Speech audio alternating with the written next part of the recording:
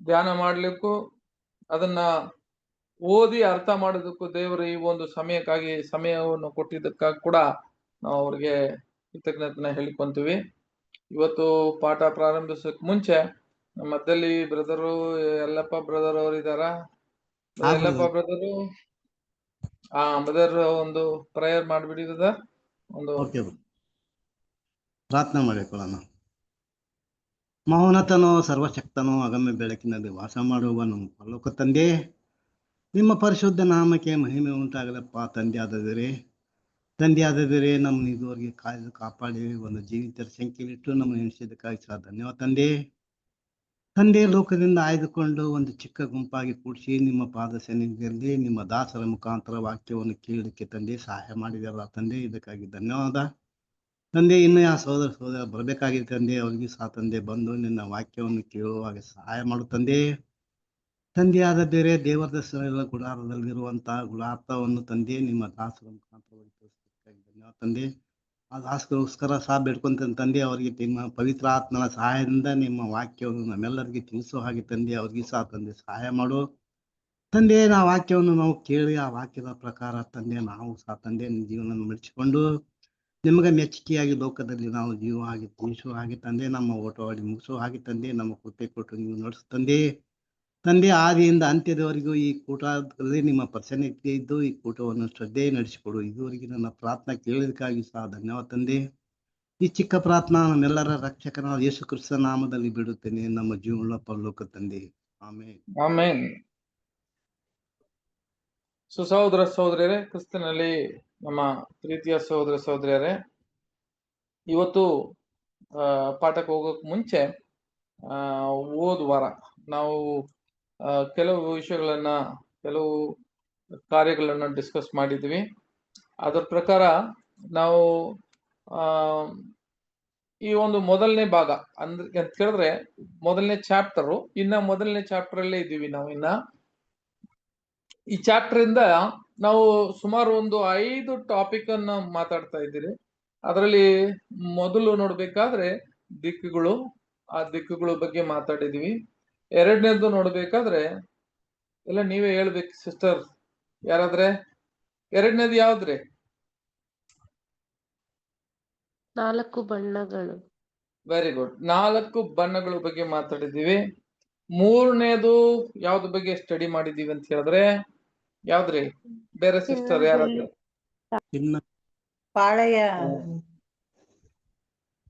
ಚಿನ್ನ, ಬೆಳ್ಳಿ, ಆಮೇಲೆ ತಾಮ್ರ ಅಲ್ವಾ? ಲೋಹಗಳ ಬಗ್ಗೆ ಮಾತಾಡಿದ್ವಿ. ಹೌದು. 4ನೇದು ಯಾವ್ದಪ್ಪ ಯಾವ್ದಪ್ಪ ಧ್ಯಾನ ಮಾಡಿದ್ ನಾವು ಅಂತ ಹೇಳಿದ್ರೆ ಸಹೋದರ ಸಹೋದರಿಯರೇ, ಮರ. ಯಾವ ಮರ? ಜಾಲಿ ಮರ. ಜಾಲಿ ಮರ ಅಂತ ನೋಡಿದ್ವಿ. ಅದರಲ್ಲಿ ಮುಖ್ಯವಾದ ಸಹೋದರ ಸಹೋದರಿಯರೇ, ಈ ಜಾಲಿ ಮರವನ್ನು ತಂದೆಯ ದೇವರ ಆಯ್ಕೆ ಮಾಡಿರುವ ಒಂದು ಉದ್ದೇಶ ಇತ್ತು. ಆ ಉದ್ದೇಶ ಏನಪ್ಪಾ? ಅದರಲ್ಲಿ ವಿಶೇಷ ಏನು? ಆ ಜಾಲಿ ಮರದ ವಿಶೇಷ ಏನು ಅಂತ ನೋಡುವಾಗ ಯಾರು ಹೇಳ್ತಿರ್ರಿ? ಆ ವಿಶೇಷ ಏನು? ಆ ಜಾಲಿ ಮರದ ವಿಶೇಷ ಏನು? ಯಾತಕ್ಕಾಗಿ ಆ ಜಾಲಿ ಮರನ ತಂದೆಯ ದೇವರು ಆ ದೇವದರ್ಶನ ಗೂಡಾರವನ್ನು ಕಟ್ಟೋದಕ್ಕೆ ಆಯ್ಕೆ ಮಾಡಿರುವ ಮುಖ್ಯವಾದ ಉದ್ದೇಶ ಯಾತಕ್ಕೆ ಅಂತ ಹೇಳುವಾಗ ಅದರ ಒಂದು ಗುಣಗಳು ಇತ್ತಲ್ಲ, ಜಾಲಿ ಮರದ ಗುಣಗಳು, ಅದು ಯಾವುದು ಏನು ಅಂತ ಯಾರಾದ್ರೂ ಹೇಳ್ತೀರಾ? ಈ ಮರಕ್ಕೆ ಯಾವುದೇ ಬರಲ್ಲ, ಯಾವುದೇ ಹುಳ ಭಾರ ಇರಲ್ಲ, ಅದರಲ್ಲಿ ಕೀಟಗಳು ಬರಲ್ಲ, ಅಂಟು ಗುಣ ಇರುತ್ತೆ, ಇಮ್ಮೋರ್ಟಾಲಿಟಿ ಕ್ಯಾರೆಕ್ಟರ್ ಇರುತ್ತೆ brother. Very good, very good. Immortality ಅಲ್ಲ, ಎಟರ್ನಲ್ ಲೈಫ್, ನಿತ್ಯ ಜೀವ ಇರುತ್ತೆ. ಹಾಗಿದ್ರೆ ಸಹೋದರ ಸಹೋದರರೇ, ಮೊದಲನೇದು ಪಾಯಿಂಟ್ ಯಾವ್ದಪ್ಪ ಆ ಒಂದು ಗುಣ ಅದಕ್ಕೆ ಇದ್ದ ಒಂದು ಆ ಜಾಲಿ ಮರಕ್ಕೆ ಅಂತ ಹೇಳಿದ್ರೆ ಅದು ಎವರ್ ಗ್ರೀನ್ ಟ್ರೀ ಅಂತ ಹೇಳಿದ್ರೆ ಅಲ್ವಾ, ಅದು ನಿತ್ಯ ಹರಿದ್ವರ್ಣ ಮರ ಅಂತ ಹೇಳೋದು. ಎವರ್ ಗ್ರೀನ್ ಟ್ರೀ, ಯಾವಾಗೂ ಅದು ಏನಾಗಲ್ಲ, ಅದು ಒಣಗೋಗ್ದಿರ ಇರುವ ಒಂದು ಮರ ಅಂತ ನಾವು ನೋಡಿದ್ವಿ ಅಲ್ವಾ ಸಹೋದರ ಸಹೋದರಿ. ಅದಕ್ಕೆ ನಿತ್ಯ ಜೀವ ಅಂತ ಹೇಳ್ತೀವಲ್ಲ, ನಿತ್ಯವಾಗಿ ಜೀವ ಅದಕ್ಕೆ ಇರ್ತದೆ. ಅದು ಯಾವಾಗ ಒಬ್ರು ಅದ್ ನಾಶ ಮಾಡೋ ತನಕ, ಒಬ್ರನ್ನ ನಾಶ ಮಾಡಿದ್ರೆ ಮಾತ್ರ ಅದು ನಾಶ ಆಗೋದು, ಇಲ್ಲಾಂದ್ರೆ ಅದು ಯಾವಾಗೂ ಅದು ನಿತ್ಯ ಜೀವ ಅದರಲ್ಲಿ ಇರುತ್ತೆ ಅಂತ ಕೂಡ ನಾವು ನೋಡಿದ್ವಿ. ಇಮಾರ್ಟಾಲಿಟಿ ಅಲ್ಲ, ನಿತ್ಯ ಜೀವ. ಅದು ಯಾರಿಗೆ ಹೋಲಿಕೆ ಆಗ್ತದೆ ಅಂತ ಹೇಳಿದ್ರೆ ಕ್ರಿಸ್ತನಿಗೂ ಆದಾಮನಿಗೂ ಕೂಡ. ಅದು ಆದಾಮನು ಕ್ರಿಸ್ತನಿಗೆ ಹೋಲಿಕೆ ಆಗ್ತದೆ. ಆದ್ರೆ ಆದಾಮನು ಕೊಟ್ಟಿರುವ ನಿತ್ಯ ಜೀವ ಅಲ್ವರ ಅದನ್ನ ಕಳ್ಕೊಂಡ್ಬಿಟ್ರು ಅವಿದ್ಯತನದಿಂದ. ಆ ಹುಳವನ್ನ ಬಿಟ್ಟುಕೊಳ್ಳ ಮೇಲೆ ಆ ಹುಳ ಆ ಪಾಪ ಮರಣವನ್ನು ಇವ್ರನ್ನ ಆ ಮರವನ್ನು ಅಂತ ಹೇಳಿದ್ರೆ ಆ ನಿತ್ಯ ಜೀವನ ಹಾಳು ಮಾಡ್ಕೊಂಡ್ರು ಅಂತ ನೋಡಿದ್ವಿ. ಎರಡನೇ ಪಾಯಿಂಟ್ ಯಾವ್ದಪ್ಪ ಅಂತ ಕೇಳಿದ್ರೆ ಇದು ತೂಕ ಇರಲ್ಲ. ಯಾತಕ್ಕೆ ತೂಕ ಇರಲ್ಲ? ಮರ ಬಂದು ಬಹಳ ಒಂದು ಯಶವಾಗಿರ್ತದೆ. ಏನಕ್ಕೆ ಅಂತ ಹೇಳಿದ್ರೆ ಸಹೋದರ ಸಹೋದರಿಯರೇ, ಇದು ದೇವದರ್ಶನ ಗುಡಾರದಲ್ಲಿ ಅದನ್ನ ಒಂದು ಜಾಗದಿಂದ ಇನ್ನೊಂದು ಜಾಗ ಹೊಂದ್ಕೊಂಡು ಹೋಗುವಾಗ ಅದು ಭಾರ ಇರೋದಿಲ್ಲ. ಆದ್ರೆ ಆತ್ಮೀಯವಾಗಿರುವ ನಮಗೇನಪ್ಪ ಅದು ಪಾಠ ಅಂತ ಹೇಳಿದ್ರೆ ಸಹೋದರ ಸಹೋದರಿಯರೇ, ನಮ್ಮಲ್ಲಿ ಇದ್ದ ಭಾರಗಳು, ಈ ಲೋಕದ ಭಾರಗಳು ನಾವು ಏನ್ ಮಾಡಬಾರ್ದಂತೆ. ಯೇಸು ಕ್ರಿಸ್ತನು ಹೇಳ್ದಂಗೆ ನಿನ್ನ ನುಗ್ಗುಗಳನ್ನು ನನ್ನ ಮೇಲೆ ಹಾಕಿರಿ ಅಂತ ಹೇಳ್ಬೇಕು. ನಿಮ್ಮ ಭಾರವನ್ನು ನೀವು ಈ ಲೋಕದ ಭಾರ ಇದ್ದೇ ಇರ್ತದೆ. ಈ ಭಾರವೆಲ್ಲ ನಾವು ಹೊಂದಿಕೊಂಡು ನಾನು ಓಡ್ಬೇಕು ಅಂತ ಹೇಳಿದ್ರೆ ಅದು ಓಡಕ್ಕೆ ಸಾಧ್ಯ ಆಗಲ್ಲ ಅಂತ ಹೇಳಿದ್ರೆ ದೇವದರ್ಶನ ಗುಡಾರದಲ್ಲಿ ನಾವು ಒಬ್ರು ವ್ಯಕ್ತಿ ಆಗಿರೋದಕ್ಕೆ ಸಾಧ್ಯವಾಗಿರೋದಿಲ್ಲ ಅಲ್ವರ ಸಹೋದರ ಸಹೋದರಿ. ಆಗಿರುವಾಗ ನಾವು ಕೂಡ ಯಾವ ತರ ಇರ್ಬೇಕಂದ್ರೆ ಈ ಜಾಲಿ ಮರ ಹೇಗಿತ್ತೋ ಅದೇ ತರ ನಾವು ಕೂಡ ಭಾರ ತೂಕ ಇರಬಾರ್ದು. ಎಲ್ಲ ನಾನು ತಂದೆಯ ದೇವರು ವಾಗ್ದಾನ ಮಾಡಿರುವ ಎಲ್ಲ ವಾಗ್ದಾನಗಳು ಅವ್ರ ಮೇಲೆ ನಂಬಿಕೆ ವಿಶ್ವಾಸ ನಾವು ಇಟ್ಟಿರುವಾಗ ಅದು ನಮಗೆ ಏನು ಬೇಕೋ ತಂದೆಯ ದೇವರು ಅದನ್ನ ನಮಗೆ ತಂದೆ ಖಂಡಿತ ಕೊಡ್ತಾರೆ ಸಹೋದರ ಸಹೋದರಿಯರೇ. ಆಗಿರುವಾಗ ನಾವು ಆ ತೂಕ ಇರಬಾರ್ದು ಅಂತ ಹೇಳಿ ಈ ಲೋಕದ ತೂಕ ಇರಬಾರ್ದು. ಇದು ಬಹಳ ಮುಖ್ಯ. ಮೂರನೇದು ಯಾವ್ದಂತ ಕೇಳಿದ್ರೆ ಅದರಲ್ಲಿ ಇದ್ದಿದ್ದಂತ ಆ ಅಂಟು ಅಂತ ಹೇಳುವಾಗ ಆ ಮರ ವಜ್ರ ಇತ್ತಲ್ಲ, ಅದು ಒಳ್ಳೆ ಒಂದು ಸುಗಂಧ ವಾಸನೆ ಇತ್ತು. ಆ ವಾಸನೆ ಏನಕ್ಕಪ್ಪ ಅಂತ ಕೇಳಿದ್ರೆ ನಮ್ಮಲ್ಲಿ ಇರುವ ಆ ವಿಧೇಯತನ ಇರಬೇಕು. ವಾಸನೆ ಇರುವಾಗ ತಂದೆಯ ದೇವರಲ್ಲಿ ಆ ವಾಕ್ಯದ ಪ್ರಕಾರ ನಾವು ನಡೀತಾ ಹೋಗ್ತಾ ಇದ್ರೆ ಸೈತಾನನ್ನು ಓಡಿಸೋದಿಕ್ಕೆ ಆ ವಾಕ್ಯ. ಅದಕ್ಕೆ ಕ್ರಿಸ್ತನನ್ನು ಕೂಡ ನಾವು ಒಂದು ಉದಾಹರಣೆ ನೋಡಿದೀವಿ. ಕ್ರಿಸ್ತನು ಯಾವಾಗ ಬಂದು ಆ 40 ದಿವಸ ಬಂದು ಬ್ಯಾಪ್ಟಿಸಮ್ ಆದ್ಮೇಲೆ ಅವರ ಕಾನ್ಸಿಗ್ರೇಷನ್ ಆದ್ಮೇಲೆ ಅವ್ರ ಅಡವಿಗೆ ಹೋಗಿ ಬರುವಾಗ ಆ ಕಲ್ಲನ್ನ ನೋಡಿ ಈ ಕಲ್ಲನ್ನ ರೊಟ್ಟಿ ಮಾಡಿ ಅಂತ ತಿನ್ನು ಅಂತ ಹೇಳುವಾಗ ಸಹೋದರ ಸಹೋದರಿಯರೇ, ಅವಾಗ ಆ ವಾಕ್ಯದ ಮುಖಾಂತರ ಆ ಸೈತಾನನ್ನ ಓಡಿಸೋದನ್ನ ನೋಡ್ತೀವಿ ಅಲ್ವರ. ಏನಂತ ಹೇಳ್ತಾರೆ ಅಂತ ಕೇಳಿದ್ರೆ ಮನುಷ್ಯನು ಏನಾಗಲ್ಲ, ಬರೀ ಬದುಕಲ್ಲ. ದೇವರು ವಾಕ್ಯ ಅಂತ ಹೇಳುವಾಗ ಸಹೋದರ ಸಹೋದರಿ ಈ ವಾಕ್ಯದ ಮುಖಾಂತರ ಏನಾಗ್ತದೆ ಅಂತ ಕೇಳಿದ್ರೆ ಅದು ಓಡಿಸೋದು ಅಂತ ನೋಡ್ತೀವಿ. ಇದು ಬಹಳ ಮುಖ್ಯ. ಅದೇ ತರ ಇನ್ಸೆಕ್ಟ್ ರೆಪ್ಲೆಂಟ್ ಅಂತ ಹೇಳ್ತಾರೆ ಅಂತ ಹೇಳುವಾಗ ಇದು ಯಾವಾಗ ಆ ಒಂದು ಕೀಟ ಏನಾಗಬಾರ್ದು ಅಂತ ಕೇಳಿದ್ರೆ ಬಿಡಬಾರ್ದು ಅಂತ ಒಂದು ನಾವು ಯಾವಾಗೂ ಪ್ರೊಟೆಕ್ಟಿವ್ ಆಗಿ ದೇವರ ವಾಕ್ಯದಲ್ಲೇ ಬೆಳಿಬೇಕು ಅಂತ ನೋಡ್ತೀವಿ. ಸರಿ, ಇವತ್ತು ಏನಪ್ಪಾ ನಾವು ವಿಶೇಷ ಏನು, ಇವತ್ತು ವಿಶೇಷವಾದ ಪಾಠ ನಾವು ಏನು ನೋಡ್ತೀವಿ ಅಂತ ಕೇಳಿದ್ರೆ ಸಹೋದರ ಸಹೋದರಿಯರೇ, ಈ ಒಂದು ಪಾಠಕ್ಕೆ ಒಂದು ನಿಮಿಷ ನಾನು ಇದು ಬಂದ್ಬಿಡ್ತೀನಿ.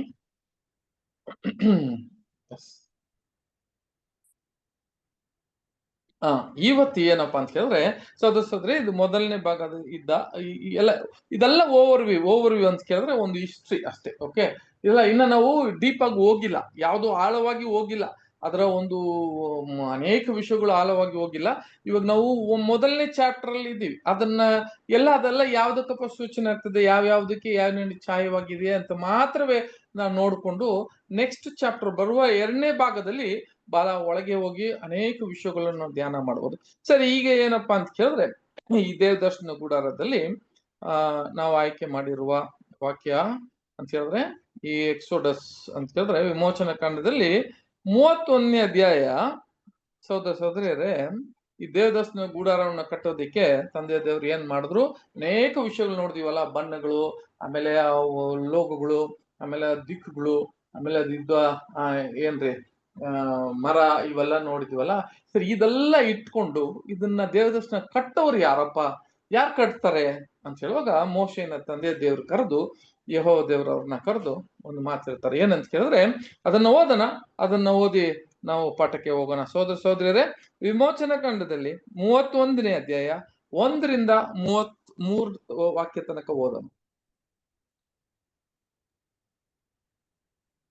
ಯೆಹೋವನು ಮೋಶೆಗೆ ಹೀಗಂದನು, ವಿಚಿತ್ರವಾಗಿ ನಯವಾದ ಕೆಲಸಗಳನ್ನು ಕಲ್ಪಿಸುವುದಕ್ಕೂ ಚಿನ್ನ ಬೆಳ್ಳಿ ತಾಮ್ರಗಳಿಂದ ಕೆಲಸ ನಡೆಸುವುದಕ್ಕೂ ರತ್ನಗಳನ್ನು ಕೆತ್ತುವುದಕ್ಕೂ ಮರದಲ್ಲಿ ವಿಚಿತ್ರವಾಗಿ ಕೆತ್ತನೆ ಕೆಲಸವನ್ನು ಮಾಡುವುದಕ್ಕೂ ಇವೇ ಮೊದಲಾದ ಸಮಸ್ತ ಶೃಂಗಾರವಾದ ಕೆಲಸವನ್ನು ಮಾಡುವುದಕ್ಕೂ ನಾನು ಯಹೂದ ಕುಲದವನಾದ ಮುಂದೆ ಓದ್ಲ ಬ್ರದರ್ ಓದಿ ಓದಿ ಓದಿ.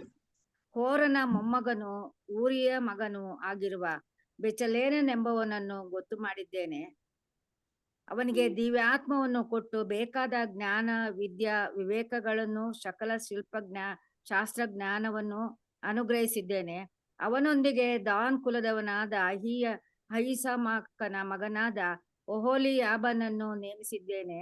ಇದಲ್ಲದೆ ನಾನು ನಿನಗೆ ಆಜ್ಞಾಪಿಸಿದ್ದೆಲ್ಲವನ್ನು ಮಾಡುವುದಕ್ಕೆ ಜಾಣರೆಲ್ಲರ ಹೃದಯದಲ್ಲಿ ಜ್ಞಾನವನ್ನುಂಟು ಮಾಡಿದ್ದೇನೆ. ದೇವದರ್ಶನದ ಗುಡಾರ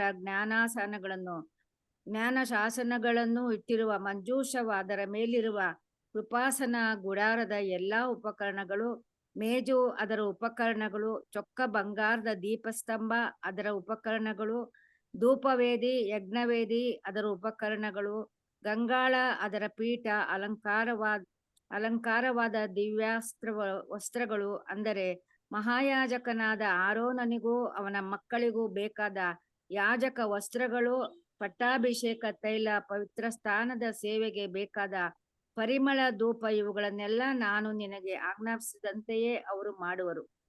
ಸಾಕು ಸಹೋದರ ಸಹೋದರಿಯರೇ, ಇವಾಗ ನಾವು ಯಾವ್ದನ್ನ ನೋಡ್ತೀವಿ ಅಂತಂದ್ರೆ, ಮೋಶೆ ತಂದೆಯ ದೇವರನ್ನ ಕರೆಸಿ ಇವ್ರನ್ನ ಮೋಶೆ ತಂದೆಯ ದೇವರು ಮೋಶೆಯನ್ನ ಕರೆಸಿ ಏನ್ ಹೇಳಿದ್ರು, ವಿಚಿತ್ರವಾಗಿ ಇರುವ ನಯವಾದ ಕೆಲಸಗಳನ್ನು ಅದನ್ನ ಕಲಿಸಿಕೊಳ್ಳೋದಕ್ಕೆ ಚಿನ್ನ, ಬೆಳ್ಳಿ, ತಾಮ್ರದಲ್ಲಿ ಕೆಲಸ, ಆ ಒಂದೊಂದು ಕೂಡ ಅದರಲ್ಲಿ ರತ್ನಗಳಿಲೆಲ್ಲ ಕೆಲಸಗಳು ಮಾಡಿದ್ರು. ವಿಚಿತ್ರವಾದ ಕೆತ್ತಲನ್ನು ಕೆಲಸಗಳನ್ನು ಮಾಡೋದಕ್ಕೂ ಯಾರನ್ನ ಆಯ್ಕೆ ಮಾಡ್ಕೊಂಡಿದ್ರು ಅಂತ ಹೇಳಿದ್ರೆ, ಸಹೋದರ ಇವೆಲ್ಲ ಯಾರನ್ನ ಆಯ್ಕೆ ಮಾಡಿದ್ರು ಅಂತ ಕೇಳಿದ್ರೆ ನಾವು ನೋಡಿದೀವಲ್ಲ, ಯಾರ್ರಿ? ಯೂದಾ ಕೋಲದಿಂದ ಕರೆಸಿ ಊರಾನ ಯಾರ್ರಿ ಮಗನಾದ ಊರಿಯ ಮಗನು ಆಗಿರುವ ಬೆಸಲೇಲನನ್ನು ಗೊತ್ತು ಮಾಡಿದ್ದೀನಿ ಅಂತ ಹೇಳ್ತಾರೆ. ಏನು ಕಲ್ಲಪ್ಪ ಅಂತ ಕೇಳಿದ್ರೆ, ನೋಡ್ರಿ, ಪವಿತ್ರಾತ್ಮ ಕೊಟ್ಟು ಇವರು ದೇವದರ್ಶನ ಗುಡಾರನ್ನ ಇದೇ ಫಸ್ಟ್ ಟೈಮ್, ಅವರು ಮೊದಲನೇ ಬಾರಿ ಇವು ಕೆಲ್ಸ ಎಲ್ಲ ಮಾಡೋದು. ಆದ್ರೆ ತಂದೆಯವರು ಹೆಂಗಪ್ಪ ಈ ಒಂದು ಹೆಸರನ್ನ ಆಯ್ಕೆ ಮಾಡ್ಕೊಂಡ್ರು? ಇವ್ರನ್ನ ಎಷ್ಟೋ ಜನ, 6 ಲಕ್ಷ ಜನ ಇದ್ದಿದ್ರು ಆ ಇಸ್ರೇಲ್ ಅಲ್ಲಿ ಇರುವಾಗ, ಮೋಶೆನ ಕರೆದು ನೀನು ಬೆಸಲೇಲನ್ನ ಒಬ್ಬನನ್ನ ಕರೆಸಿ ನಾನು ಅವನಿಗೆ ಪವಿತ್ರ ಆತ್ಮವನ್ನು ಕೊಟ್ಟು, ಆ ದಿವ್ಯ ಆತ್ಮವನ್ನು ಕೊಟ್ಟು, ಬೇಕಾದ ಎಲ್ಲಾ ಜ್ಞಾನ ವಿಧಾನವನ್ನು ಅವನಿಗೆ ಏನ್ ಮಾಡ್ತೀನಿ ಅಂತ ಕೇಳಿದ್ರೆ ವಿಧಾನಗಳನ್ನ ಅವನಿಗೆ ತಿಳಿಸಿ ಎಲ್ಲಾ ಕಾರ್ಯಗಳು ಮಾಡೋದಿಕ್ಕೆ, ಅವನಿಗೆ ವಿಚಿತ್ರವಾದ ಕಾರ್ಯಗಳನ್ನ ಮಾಡೋದಿಕ್ಕೆ ನಾನು ಅವನ್ನ ಆಯ್ಕೆ ಮಾಡಿದ್ದೀನಿ ಅಂತ ಹೇಳ್ತಾರೆ ಸೋದರ ಸೋದರಿಯರ. ಹಾಗಿರುವಾಗ ಇದು ಬಹಳ ಮುಖ್ಯ. ಏನಂತ ಕೇಳಿದ್ರೆ, ಎಷ್ಟೋ ಲಕ್ಷಾಂತರ ಜನ ಇದ್ರು ಕೂಡ ತಂದೆ ದೇವ್ರಿಗೆ ಯಾಕಪ್ಪ ಇವರು ಇಬ್ಬರನ್ನ ಮಾತ್ರ ಆಯ್ಕೆ ಮಾಡಿದ್ರು, ಏನಕ್ಕೆ ಅಂತ ಹೇಳುವಾಗ, ಇದೇ ನಮ್ಮ ಪಾಠ ಇವತ್ತು ಅಲ್ಲರ. ಈ ಪಾಠ ಯಾವ್ದಪ್ಪ ಪಾಠ ಇವತ್ತು ಅಂತ ಕೇಳಿದ್ರೆ ನಾವು ನೋಡ್ತೀವಲ್ಲ, ನೋಡಿ ಇದೆ ಓಕೆ. ಇವರು ಪ್ರಧಾನ ಕಲಾವಿದರು ಅಂತ ನೋಡ್ತೀವಿ. ಇವ್ರಿಗೆ ಏನ್ ಹೇಳ್ತೀವಿ ಅಂತ ಕೇಳಿದ್ರೆ ಪ್ರಧಾನ ಕಲಾವಿದರು. ಇವರು ಒಬ್ರು ಬೆಸಲೆಲ್ಲು, ಇನ್ನೊಬ್ರು ಓಲಿಬಾ ಅಂತ ಕೊಟ್ಟಿದ್ದಾರೆ ಕನ್ನಡದಲ್ಲಿ, ಇಂಗ್ಲಿಷ್ ಅಲ್ಲಿ ಅಹೋಲಿಬಾ ಅಂತ ಕೊಟ್ಟಿರ್ತಾರೆ. ಇವರಿಬ್ರೇ ನಾವು ಇವತ್ತು ಧ್ಯಾನ ಮಾಡುವ ಬಹಳ ಮುಖ್ಯವಂತ ಒಂದು ವ್ಯಕ್ತಿಗಳು.